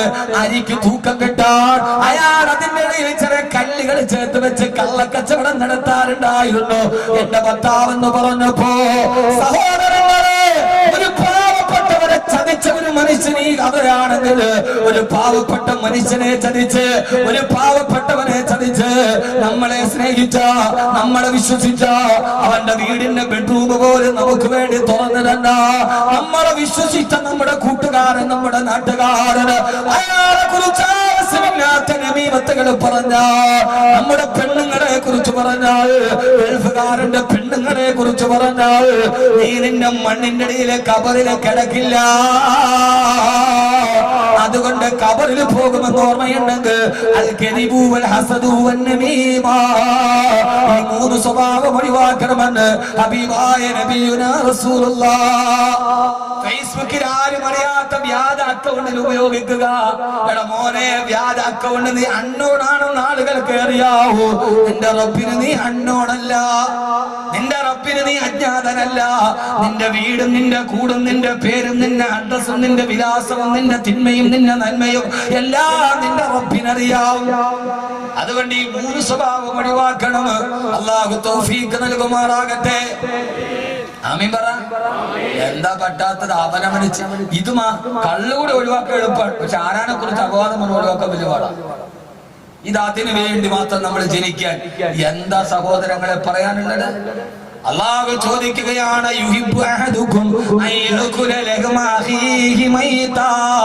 മരിച്ച് ചത്ത് കിടക്കുന്ന ഒരു ശവത്തിന്റെ മാംസം തിന്നാൻ നിനക്ക് ഇത്ര ഇഷ്ടമാണോ? ചത്ത് പൊടുത്തു നാറിക്കിടക്കുന്ന ഒരു ശവം അത് വാരി വലിച്ചു തിന്നാൻ നിനക്ക് ഇത്ര ഇഷ്ടമാണോ? അതിനേക്കാൾ മോശമാണ് ഹസദും നമീമത്തും പറയും. ഇതങ്ങട് പറഞ്ഞു പറഞ്ഞു പറഞ്ഞ് ഇന്ന് ജീവിതത്തിൽ ഫേസ്ബുക്കും വാട്സപ്പ് ഉണ്ടായപ്പോ അങ്ങട് തള്ളി വിടുക. ആർക്കെന്തും പറയാം, ആരെ കുറിച്ചും പറയാം. അള്ളാഹു നമ്മളെ കാത്തുരക്ഷിക്കട്ടെ. ആമീൻ പറ. പെണ്ണുങ്ങളെ, നിങ്ങളാണ് എന്റെ ഒന്നാമത്തെ ആശാത്തി. എടി നീ അറിഞ്ഞോടി. പിന്നെ അവളുടെ ഭാവനയിൽ വരുന്നതൊക്കെ കൂടി ഒരു തിരക്കഥയാക്കിയാൽ ആ സിനിമ 100 ദിവസം 8 ദിവസം കൊണ്ടുപോകും. അമ്മാതിരി മറാക്കളുകൾ. ഖബറിൽ കിടക്കുന്നൊരു ബോധമില്ല. എന്തിനാ മറ്റൊരാളുടെ അഭിമാനത്തെ നമ്മൾ തിന്നുന്നത്? എന്തിനാണ് പറയുന്നത്? ഞാൻ ഒരു കാര്യം ഉറപ്പിച്ചു പറയുന്നു, എന്റെ റബ്ബിനോട് എനിക്ക് പോയാൽ ഒരാളോട് എന്തെങ്കിലും അനാവശ്യം വന്നാൽ എന്റെ റബ്ബിനെ ശിക്ഷിക്കൂല. എനിക്ക് ഉറപ്പാ. ഒരാളെ കുറിച്ചിട്ട് പോലും ഞാൻ ഇന്നേ വരെ മോശമായിട്ട് പറഞ്ഞു ഉണ്ടെങ്കിൽ ആരും വരെ പ്രസംഗം, പിന്നെ പകുതി കട്ട് ചെയ്തുകൊണ്ടൊക്കെ വന്നാൽ ചിലപ്പോൾ ദേശം. ഒരാളെ കുറിച്ചും പറഞ്ഞിട്ടില്ല. അത് കൊല്ലാൻ വേണ്ടി വന്നവനാണെങ്കിലും എന്റെ സ്വഭാവം എന്നെ കൂടെ നടന്ന് ചതിച്ച 100 കണക്കിന് ആളുണ്ട്.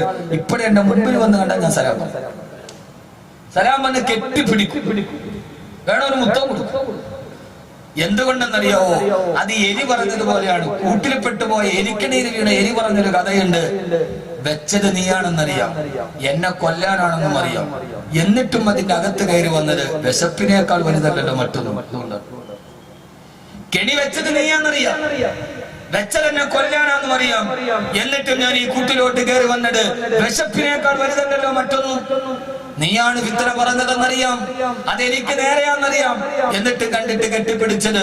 ഇനിയെങ്കിലും ഇതോർത്തിട്ടെങ്കിലും പറയാതിരിക്കട്ടെ എന്ന് വിചാരിച്ചിട്ട്. കിടക്കുന്നതിനേക്കാൾ നല്ലതാണല്ലോ ഒരു ചിരിയിൽ ഒതുക്കുന്നത്. എന്റെ പൊന്നു സഹോദരങ്ങളെ, ഒരു കാര്യം എത്ര ഇബാദത്ത് ചെയ്താലും അവന്റെ നാവ് നന്നായില്ലെങ്കിൽ, അതുകൊണ്ടാണ് റസൂലുള്ളാഹി സ്വല്ലല്ലാഹി അലൈഹി വസല്ലം പറഞ്ഞത്, 2 അവയവങ്ങൾ നിങ്ങൾ എനിക്ക് ജാമ്യം നിന്നാൽ നിങ്ങൾക്ക് സ്വർഗത്തിന് ഞാൻ ജാമ്യം നിൽക്കാം. ഏതാണ് നബി 2 അവയവം? ഒന്ന് നാക്ക്, മറ്റൊന്ന് ഗുഹ്യസ്ഥാനം. ഈ 2 മാംസകഷണം ആരുടെ നന്നായി അവൻ സ്വർഗത്തിലാണ്. ബാക്കി തഴമ്പുണ്ടായാലും തൊപ്പി ഉണ്ടായാലും തടി ഉണ്ടായാലും സ്വർഗത്തിൽ പോകണമെങ്കിൽ ഈ 2 മാംസകഷണം നന്നാവും. അള്ളാഹു നന്നാക്കി തരട്ടെ. ആമീൻ പറയും. അള്ളാഹു നന്നാക്കി തരട്ടെ. ഇതിപ്പോ എന്താ ചുമ്മാ അങ്ങോട്ട് പറയാൻ, പച്ചക്കള്ളം പ്രചരിപ്പിക്കുക, നമീമത്ത് പറയാ, ഹസദ് പറയാ, എന്തൊക്കെയാ പറയാ. അത് കേൾക്കുന്നവർ ഒരാളോട് ജാരിയായ സദക്ക പോലെ ജാരിയായ ഹത്ത് ഇവിടെ നിന്ന് പറഞ്ഞ് അപ്പുറത്തോട്ട് വരെ നാണമില്ല പെണ്ണുങ്ങള്. നിങ്ങൾ പർദ്ദയും തൊപ്പി മാത്രം ഇട്ടുകൊണ്ട് കാര്യമില്ല. കബറി കിടക്കുന്ന ഓർമ്മ വേണം. നാക്കിനെ നിയന്ത്രിക്കണം. ഞാൻ പറഞ്ഞ വാക്കുകൾ ഇച്ചിരി ശക്തി കൂടി പോയെങ്കിൽ ഈ നാക്കിന്റെ ഉപദ്രവം ഏറ്റവും കൂടുതൽ അനുഭവിച്ചൊരു മനുഷ്യന്റെ മാനസിക പ്രക്ഷോഭനമാണെന്ന് നമ്മൾ കരുതിയാൽ മതി. അള്ളാഹു നമുക്ക് ബോധം തരട്ടെ. ഇപ്പൊ എത്ര കാര്യം ഞാൻ പറഞ്ഞു? എത്ര കാര്യം പറഞ്ഞു? 3. 4-ാമത്തെ കാര്യം പറയാൻ സമയമില്ല. നമുക്ക് ഇത് തന്നെ സൂറത്തുൽ ഹുജറാത്ത് ഇറങ്ങിയത് തന്നെ യേശുവിനെ നിർത്താൻ വേണ്ടി ഒരായത്തന്നെ ഇറങ്ങിയത്. 11 മണിയായി.